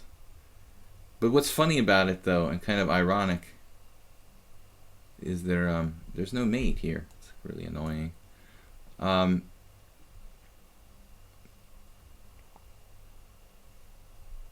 Amazingly difficult to actually get a checkmate around here. So, what's funny about the chess problems is that I thought that the rating feature was disabled, like, completely. I have this lichess problem rating, you know, and whenever I do a problem now, you know, the rating doesn't go up. But the funny part about it is that when I do a problem wrong, my rating goes down. So it's really funny. You can lose points, but you can't gain them anymore. Back to basics. Although I understand the problem ratings were kind of, having a rating system for doing the problems may be kind of problematic. There were a lot of exploits. People could cheat to solve the problems, and I don't know. Maybe it's just not a good idea to have a rating for problems. But it's just kind of funny how now your rating can go down, but it can never go up. We were playing back to basics, and we had a really interesting game yesterday with this opponent. He played the practically unknown variation in the Fianchetto-Grunfeld. I don't know that we got to that Grunfeld by a strange order of moves. I'm not sure if he plays the Grunfeld because I think that we went into it by an English or knight f3 move order. Bishop e4 was mate. I had a mate. I'm not good at citing mates in one.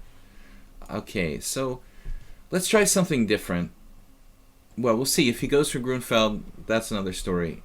Okay, it's King's Indian. So I thought we'll play something I haven't played in a while against the King's Indian. And I wanted to correct myself because yesterday, I kind of like questioned Plu Crow when he came out and he said that Kramnik had played a lot of classical bayonet King's Indians, and I was kind of like, well, Kramnik wasn't really a main figure in developing that system.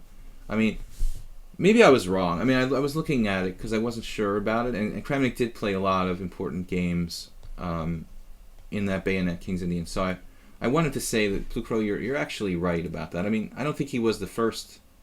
One of the first players to do it, but yeah, Kramnik definitely had a role in playing a lot of those. Against Kasparov, you mentioned particularly, there was a b4 King's Indian.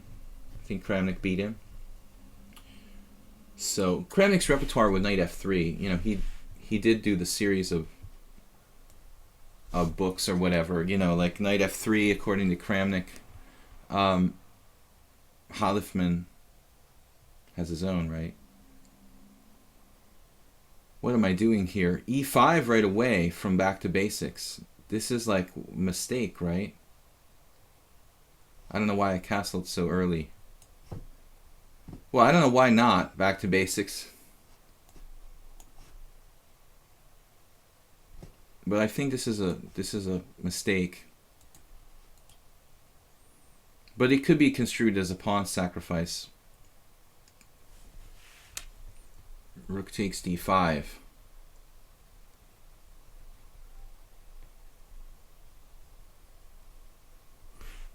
So e5 is bad. I knew a guy from Philadelphia who used to play c6 and then e5. If you must play e5 and you insist on playing a structure based on e5, you can play c6 and try to do it after that. But here not. This is now unnecessary sacrifice. I mean, worst comes to worst, you can play knight d7 here and lose a pawn, right? Knight takes c7, rook b8. It's pretty unpleasant. But it's not necessarily sack the exchange. I don't think you have too much compensation for this.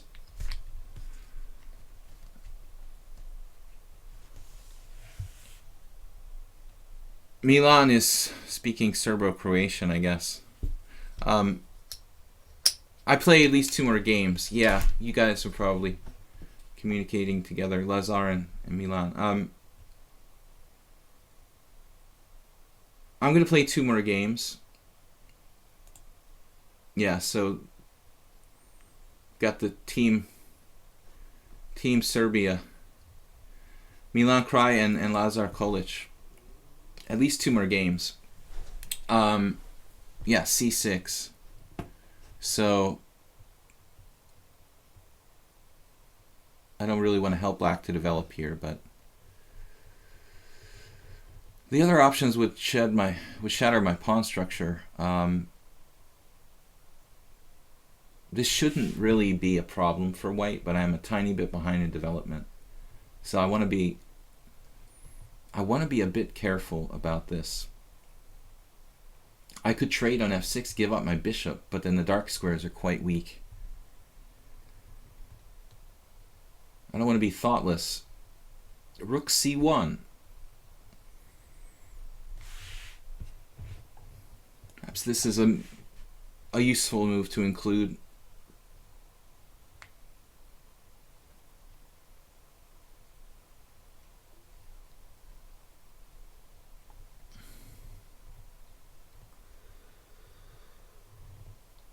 Okay, bishop d7 probably best move under the circumstances. I agree with that.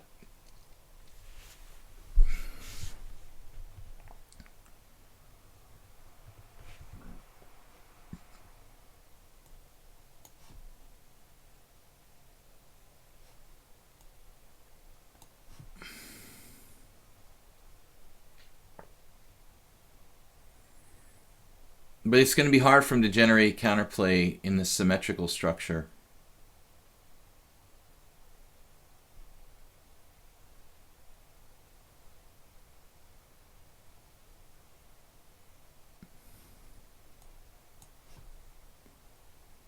Guarding d3 and a2.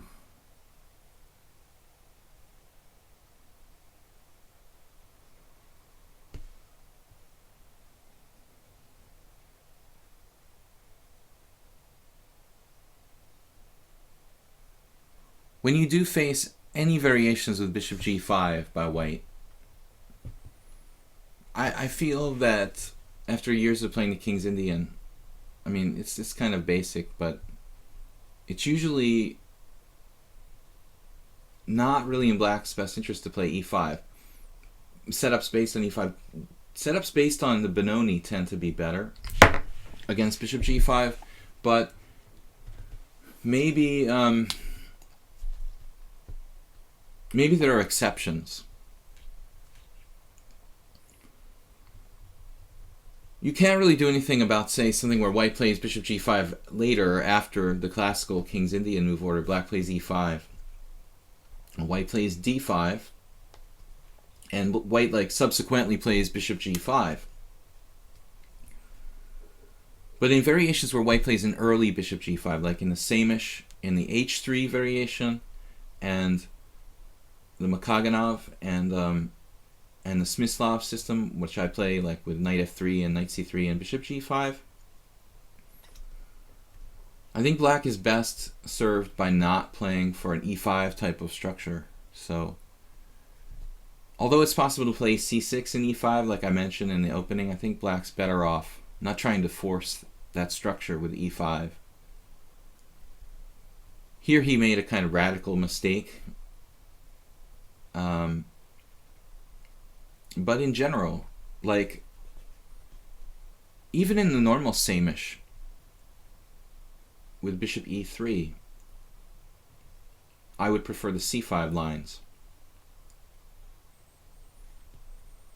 And I think most top players would agree. Now what? Need to develop the rest of the pieces. Bishop, there is knight d4.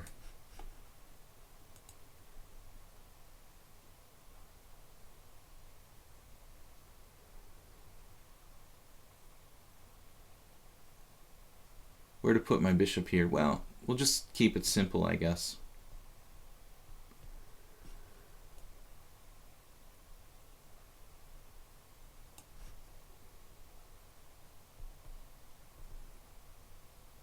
We are up the exchange.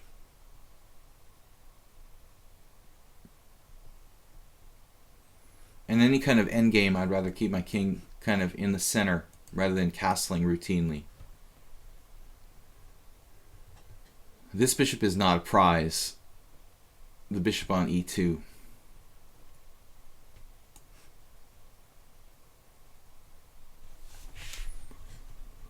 It's like a Marazzi type of structure. I don't want the knight coming into f4. Thank you very much.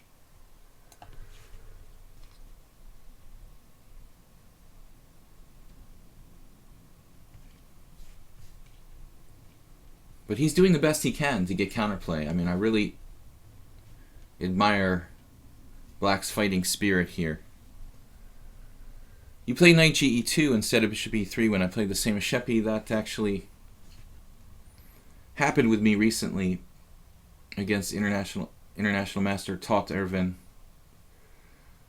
He played knight e2, which is an interesting variation. Okay, well, black's not threatening anything per se here. But I might have f4 at some point. Unfortunately, taking on f5, that's probably good enough.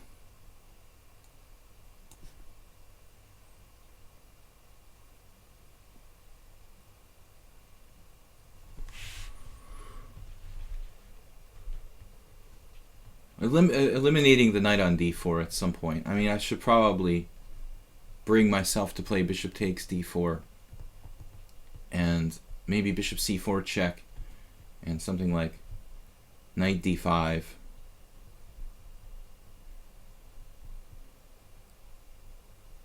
Or maybe I have a simpler solution.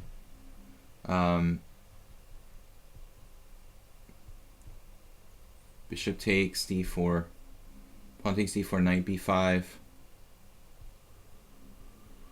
Also f4 here, undermining his center, though he has knight back to f6 there. Don't see anything clear for black. f4, knight takes e2, knight takes e2. f4, knight takes e2, king takes e2. Seems to give black a little bit of play.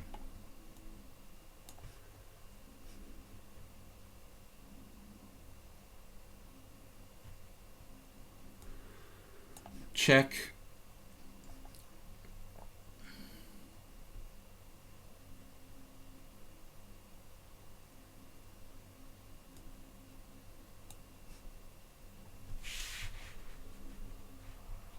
Slowly we should be able to win this game, but he's done an amazing job of fighting.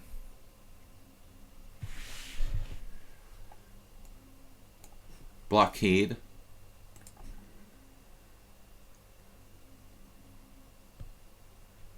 His knight is out of play, his pawn structure is worse, and he's down the exchange. He's kept his bishops alive.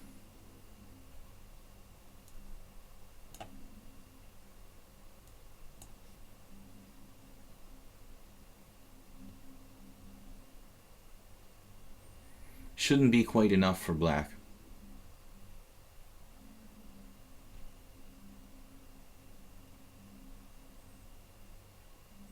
He won against me yesterday, guys, but he was a little bit lucky. Although it was a fighting game, I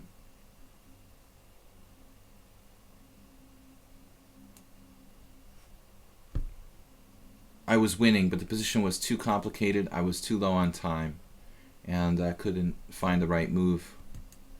I blundered, and when I lost on time, I was clearly worse. So back to basics. We can't let him beat me twice in a row. We were very lucky in the opening here. But considering he was down an entire exchange, I thought he fought this game very, very hard. As hard as you could fight down a clear exchange. I had to really try my hardest to win this. But I don't think there's enough. Not enough counterplay. He's starting to fall apart now. Can't really afford to trade bishops, but he can't afford to let me on the 7th rank either. So looks like it's lost. We do have time for 2 more games, and Lazar Kolic and Milan Kraj.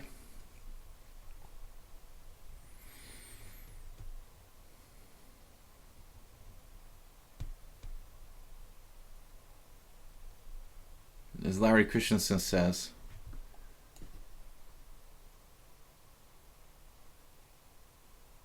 if you think you have a good move, try to find a better one. I don't want to exchange bishops just yet and fix his pawn structure. But b4 is a useful move.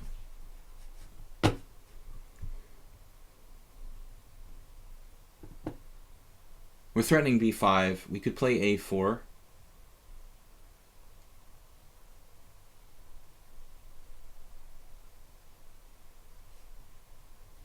I was surprised by that, with this move.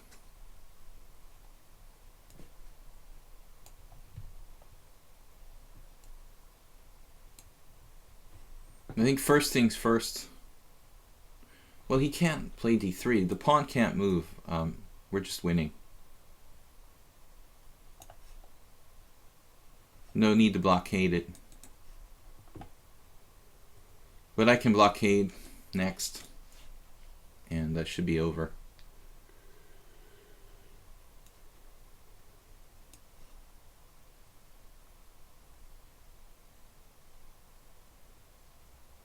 wants to get my f-pawn. He's fighting to the bloody end.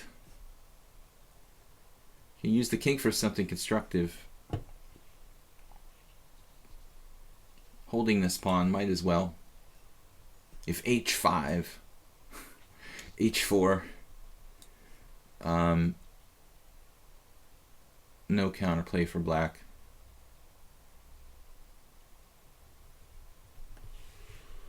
Well, we learned a valuable lesson about e5 and the bishop g5 same-ish. Not really playable. Thank you for the game. Back to basics. Milan Cry, we're playing our last two games for the Monday to Friday stream here. Every Monday to Friday I'm playing Blitz and Classical like this here on lichess. On Sunday I have a simul, 6:30 p.m. CET. Will be for 20 players this week, because I do have a team game in the morning, and usually I'm a little bit more tired. So Budapest Team Championship game, I'm limiting the simul to 20 rather than 25 players on Sunday. Again, 6:30 p.m. CET, guys. Check it out. If you want to check out my YouTube channel, today I'm uploading a video I started, and I'm going to complete about a game from the Chorus B tournament. So if you want to see some analysis of an interesting game from Chorus B, check that out. Video Chess Training on YouTube is the name of my YouTube channel. Milan Cry takes the pawn on c6. The only person who ever dared to do this against me was the dangerous Justin Sarkar, but I beat him. I've played like 4 games with Justin and over the years, and I think I lost a brilliancy to him, where he sacrificed 2 bishops on my king side when he was like 13 years old. He did a Lasker Bauer type of double bishop sacrifice, and I got revenge once beating him in this. Not too many people are willing to take the risk of playing this pawn grab. Basically, it's kind of like it seems like a good Mora Gambit reversed, but it is playable. Now this move order with knight c3, I'm trying to remember. Did analyze this at one point with one of my students, actually. Bishop c5.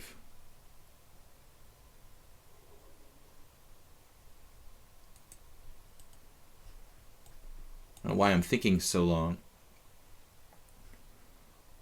Maybe a year or so ago, I looked at this and was surprised at how strong black's position really is. The computer thinking black was not only with enough compensation for a pawn, but in fact, I was finding that black was like clearly better in a lot of lines. But that position now, the real question, I think bishop e3, but somehow I found some lines where black got the advantage. Now I can't remember, but h3 looks too slow.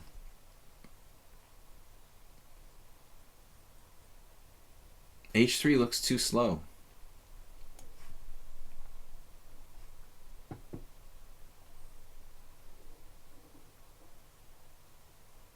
This is a dangerous choice of variation.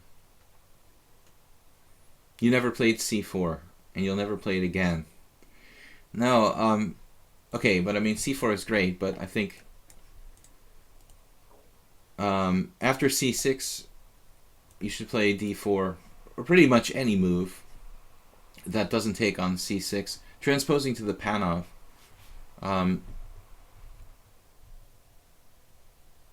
Panov-Botvinnik variation of the Caro-Kann. Here we are, so queen f3. Awkward. Obviously, White had a tough choice there, but you know, one would imagine that maybe queen d2 would be the only square where it can't get hit by a knight. And it doesn't obstruct the king side from developing, rather than like queen e2, which obstructs the king side from developing. But queen f3. This move benefits from the move h3. So there's no bishop g4, obviously. Nevertheless, this position looks like it should be good for black. I just don't see exactly what to do. Knight d4 is nice. Knight b4 is also nice.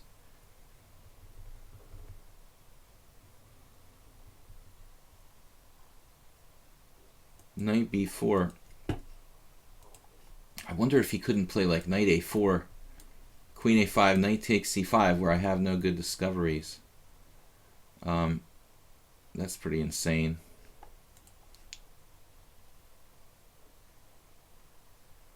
Not seeing a forced win. Black has compensation under any circumstances here. I mean, there is no question, but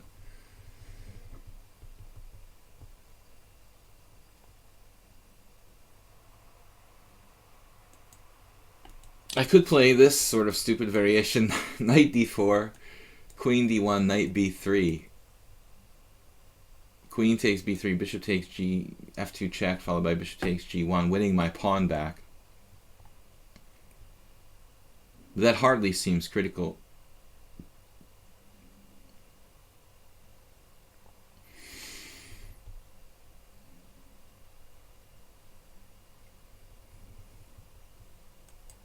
Looking for a forced win, proving difficult here. Knight b4, knight a4, queen a5, knight takes c5. Well, there I could just play knight takes what? Actually, what could I just play? Knight takes d3, double check, king d1. Super bizarre position. Queen e1 check. King c2. Knight takes c5. Bizarre complications. I'm not going to look at the screen from what the chat says in this position. I'm sure there's all kinds of ideas. Knight b4, king d1. We're talking about like long-term compensation there. Knight d4.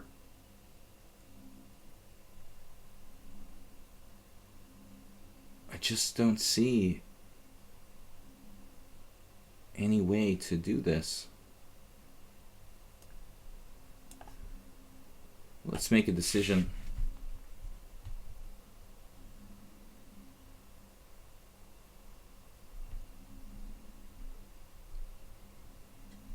What do you guys have to say? Yeah, Zen chess, the double check variation. That's one line. I decided to go for knight b4. I don't know what the best is. Black has absolute compensation. Probably winning position according to perfect play by the computer, but I didn't see. They probably neglected his best line, is probably like rook b1 in this position. Although there I could win a pawn. Knight takes a2. No. Actually, I don't know. Rook b1, knight c2 check. King somewhere, knight d4. I can even play knight c2 check and bishop takes f2. Maybe. Guys, we have one more game after this. Maybe e5 could be a move too. You mean e4? e4 for black at some point in a lot of lines. Although I'd prefer to be castled when I played that.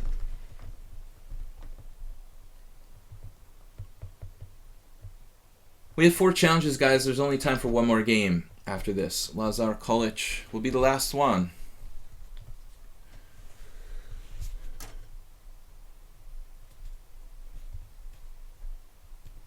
Last game with you. Constant change. I have to go, man. Mr. Chubbles, what? Zen chess, even that variation with the double discover check, or discovered double check, I should say. Not that clear. Tactics, anybody. So I think we have to play the check. And now we have to calculate bishop takes f2.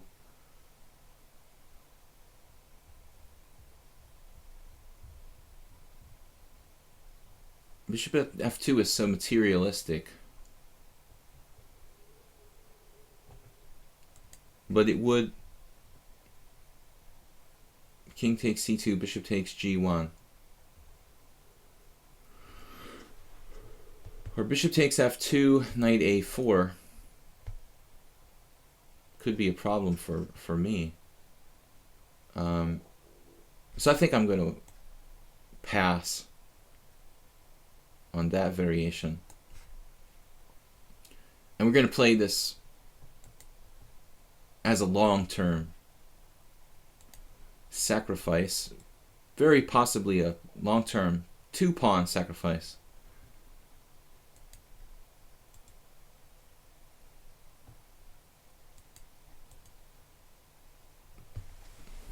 And we'll dial up Morphy to play this position. I don't know. We'll have a seance and call Paul, see what he thinks about the best way to play for black. But it looks like we have pretty good compensation for the sacrifice pawn or pawns. Very possibly I missed something stronger, but it wasn't obvious. But h3, an ingenious, possibly new concept, trying to defend this gambit line with white. Lazar's games are very slow. I'm waiting from 10:50.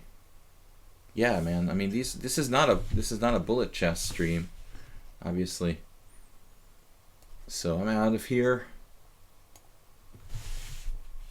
Bishop h6. Right now.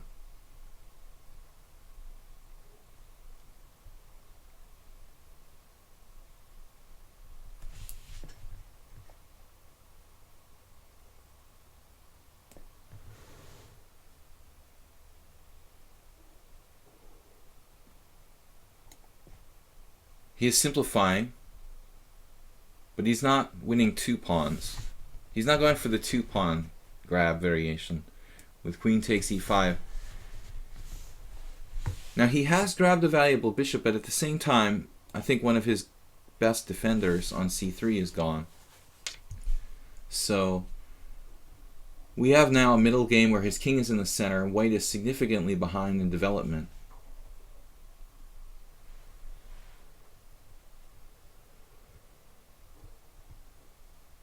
Quite a logical move. Bishop e3.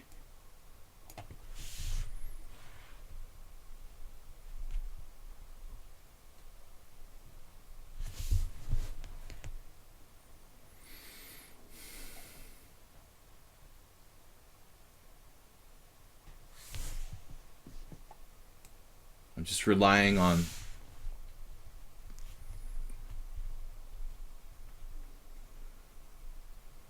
general principles, but I don't know if I have enough here.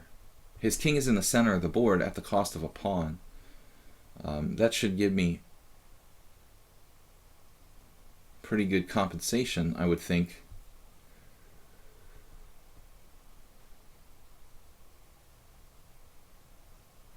I mean, I wouldn't want to do this with white. It looks exceedingly risky, but computer might think otherwise. Maybe white's better. I don't know. Difficult to say. So we have quite a bit of simplification now. There's a check on a4.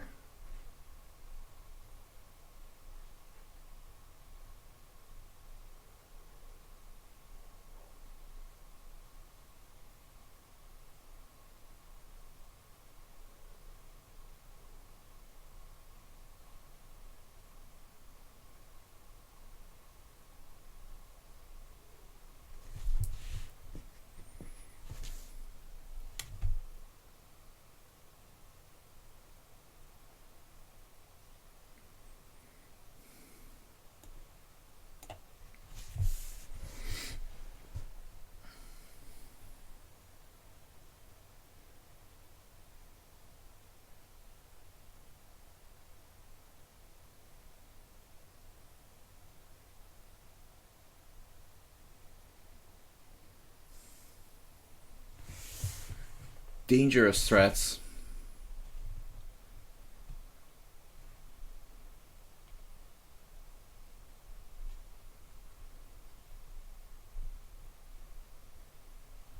Of course, I see bishop takes f6.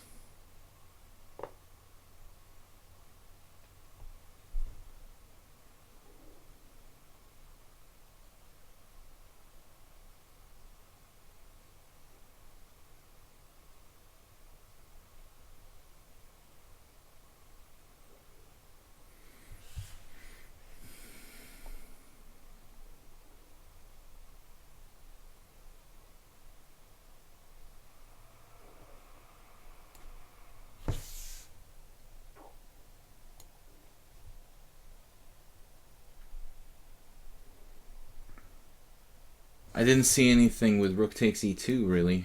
Win our pawn back here. But more importantly, eliminate the a2 pawn, which eliminates the defense against some checks here.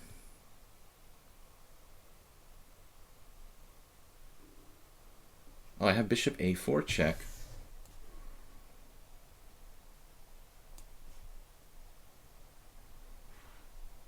The hunt continues.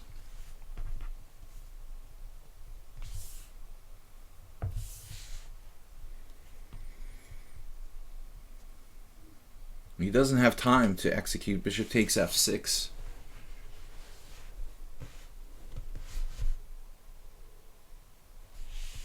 And now we just simply take, threatening mate.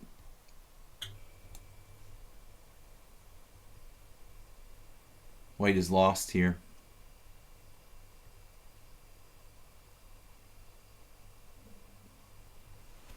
But I'm not sure if I played this optimally at all. I mean, who knows? There was not enough time to really figure it out. But only the computer oracle will tell us after the stream. Bishop takes f6 instead of bishop e2. You could have done that. He could have done that. Through queen a5.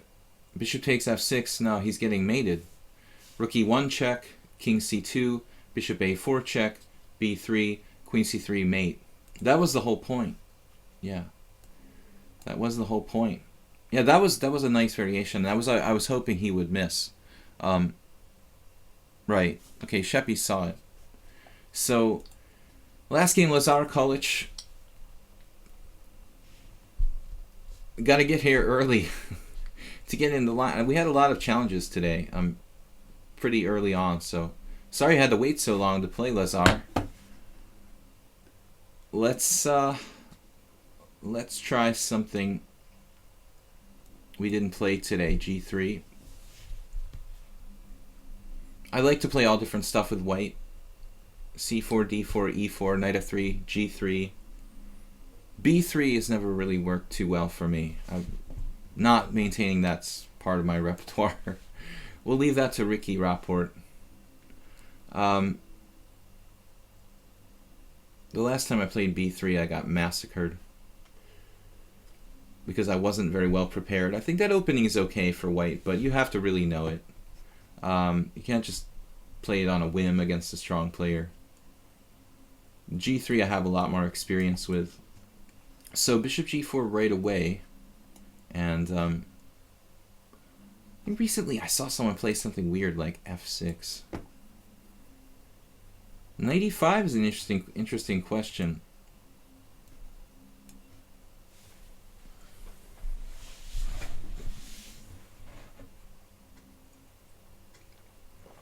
Van Velde played this line in Weekendze against Wesley So. But Van Velde played badly. I mean, he just blatantly let black get a very, very good position. He seems really out of sorts at Weekendze. It doesn't seem like he's even close to his normal form. So hopefully Loke can turn it around. But the game against So was awful. He's been plagued by problems. Yesterday he lost to Wojtaszek. He even had a move that might have held on against Wojtaszek yesterday in an unpleasant position. He missed the resource that might have been able to save and draw the game if he had played really, really well. But not in a good form, Mr. Van Bailey. Queen b3. I think this might even be the exact move order from their game.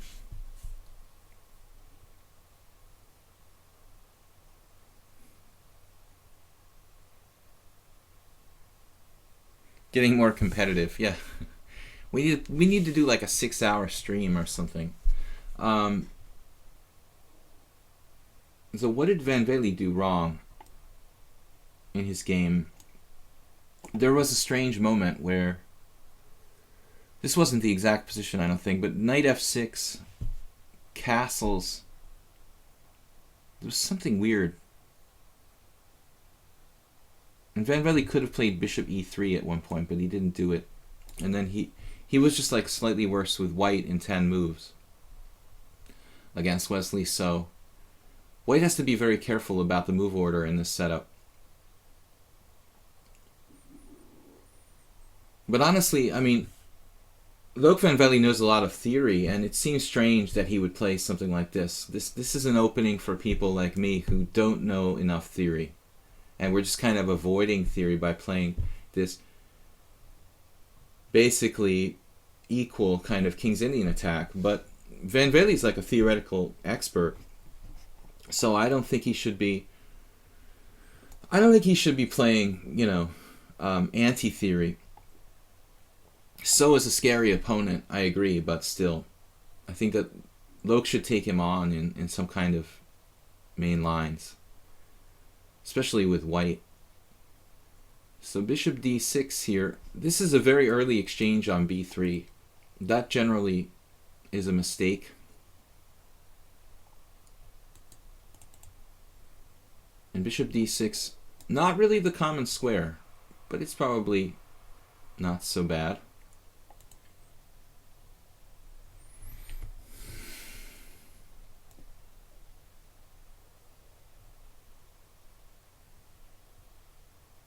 Maybe I should play bishop e3 here. Speaking of bishop e3,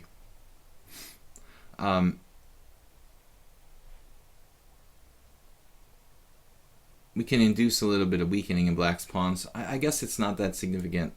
As I had in an earlier game with his double pawns against Flucrow, black typically has to play a6 anyway. I mean, this is sort of standard.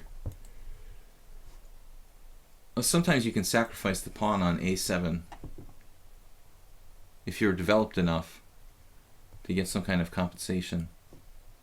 He could also play c5 here, but that looks kind of dangerous considering the long-term aspect of the long diagonal. You saw the game of Karyakin versus Adiban. Yeah, man.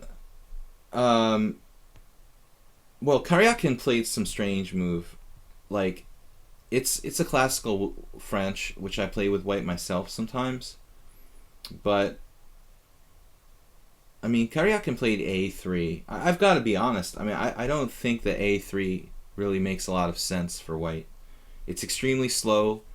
It's playing on the strong side of the opponent's part of the board. So I don't know that much theory, but it seems to me that the Karyakin's a3 is an exceedingly lame move. And then he compounded it by playing very, very slowly with queen f2. So all credit goes to Adiban, who played like absolutely fearlessly with g5. Karyakin would have been okay had he reacted like perfectly to this g5. My first inclination was probably right. Like, Karyakin shouldn't castle. He should try to like not castle and play rook g1. When black played g5 in the Karyakin Adiban game, just play rook g1. So if any time the G file opens up, Karyakin has some play. But Karyakin followed up by playing like badly after G5, and he just got crushed. So I thought it was a kind of lame variation with A3, followed by Karyakin not really having a very fine-tuned sense of danger in that situation. It ended up just getting absolutely annihilated by Adiban. But it's not easy to get annihilated in like 25 moves on the white side of a classical French, you know. So obviously some disastrous thing has gone wrong for Karyakin there. All right, enough said here. We are back, and let's concentrate on the game. Anyway, so this is a possibility. I'll just castle. In some instances, white might keep his king in the center in this kind of endgame. The problem is that there's no good square for the king. In this particular position, there is no good square for my king in the central area of the board. Now he's trying to play knight f5. Wow. That's a nice move. Very, very interesting.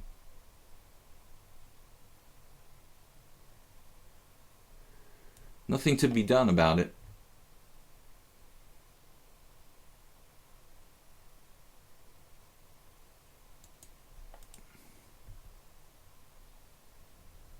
Smooth play by Lazar Kolic.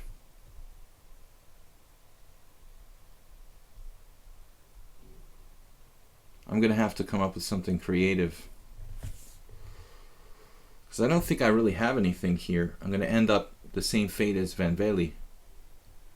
Losing with white. We've achieved nothing. Queen takes b3, which is utterly non-theoretical. A takes b, and then he just plays bishop d6. And I don't know what I did wrong. Bishop e3 answered by knight a6. So maybe bishop e3 proves to be a bad move. Not maybe, but certainly. I made a bad move with bishop e3. And Mr. Kolic has exploited it with knight a6 and knight e7. Now I'm going to have to get creative not to be worse. This is absolutely fail. Failed plan. Gets in the way of my e-pawn. It's a target. It doesn't achieve anything. 100% fail. Constantine has a3, and he exchanged a dark squared bishop and developed his queen. Well, yeah, I mean, exchanging the dark squared bishop is a standard plan for white in the French of any variety, but a3 is just so slow, you know. So he paid the ultimate price. Now we have a problem here. Black's threatening to win a piece with bishop takes f3 and d4, among other nasties.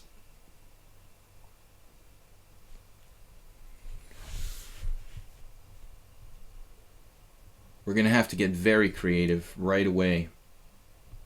Maybe knight d4.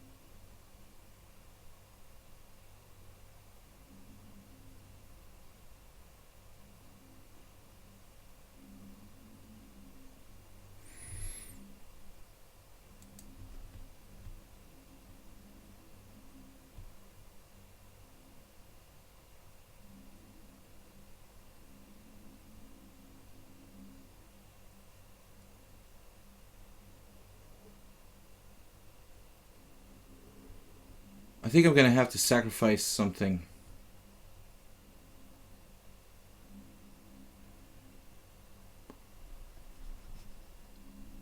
Azar had a strong continuation. Knight takes d4, bishop takes d4, e5, which forces me to have to sacrifice a piece, it looks like.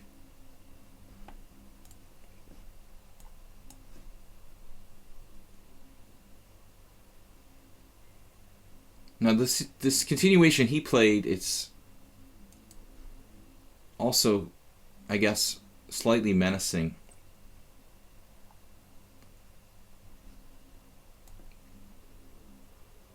But not quite as much so. E3 is a huge weak point, but at least I can protect it.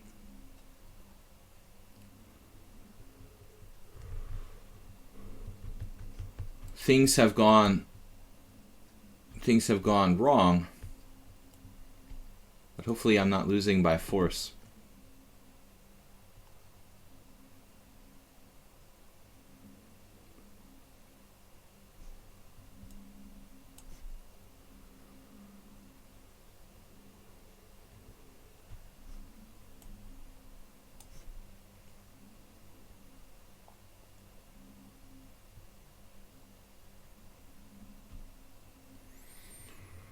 Ugh, was really bad. I don't know, after knight e5, I mean, knight takes d4,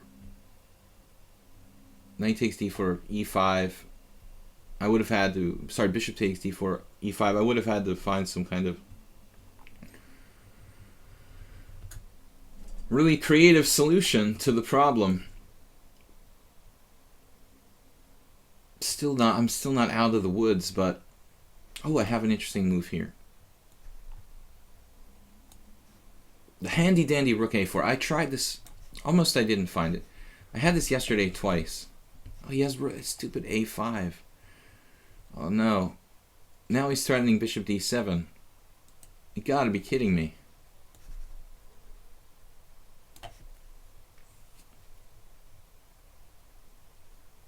Nice try. It's getting exceedingly tactical.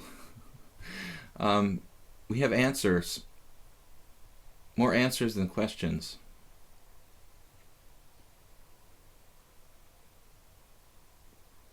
Knight a2. Wow.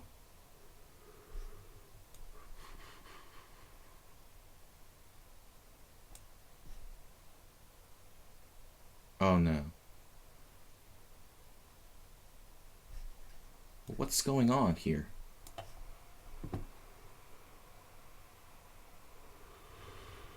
He's got this awful threat against me.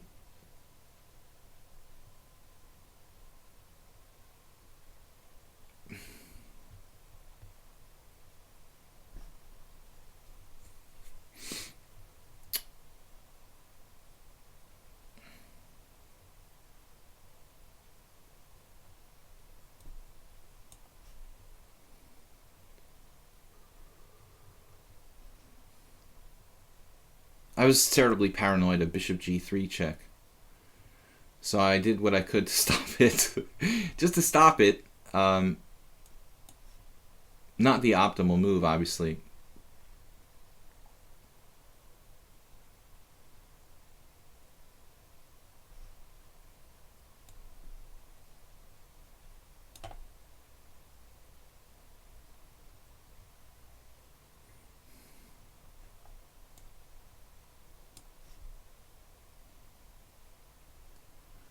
Just try to consolidate and hold on here. That's all I can do.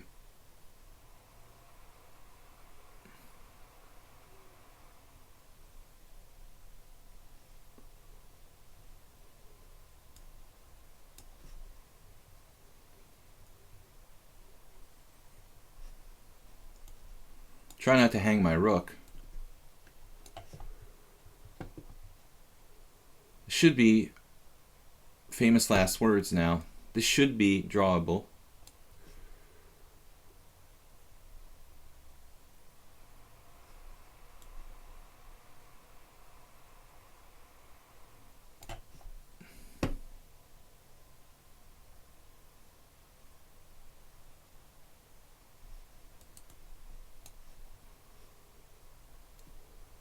Well, don't want to drop a pawn now, do we?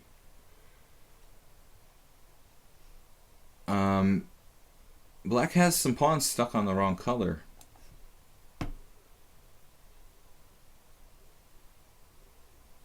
That looks like a mistake.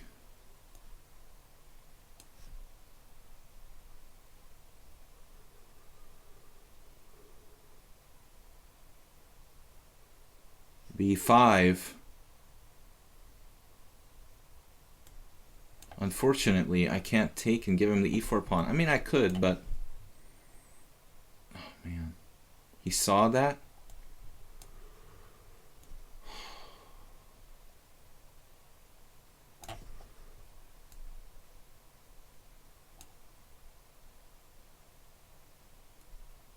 Oh, no.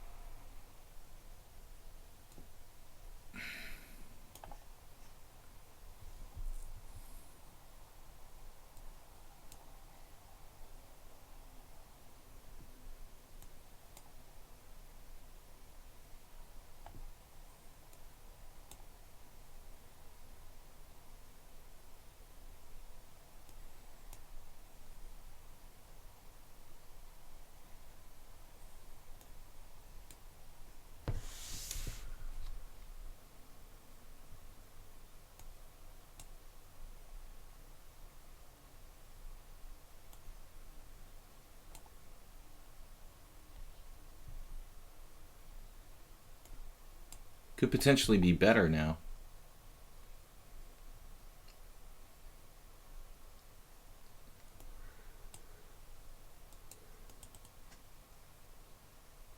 It's a really bizarre situation.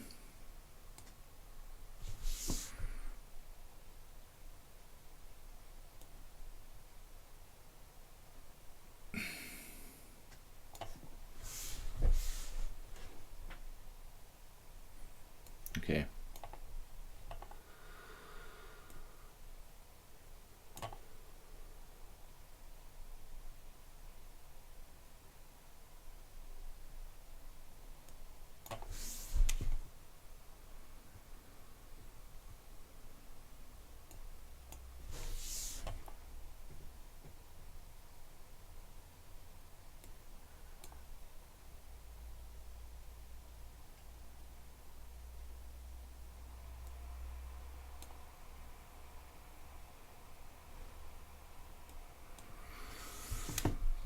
This endgame was an absolute, an absolute catastrophe for both sides.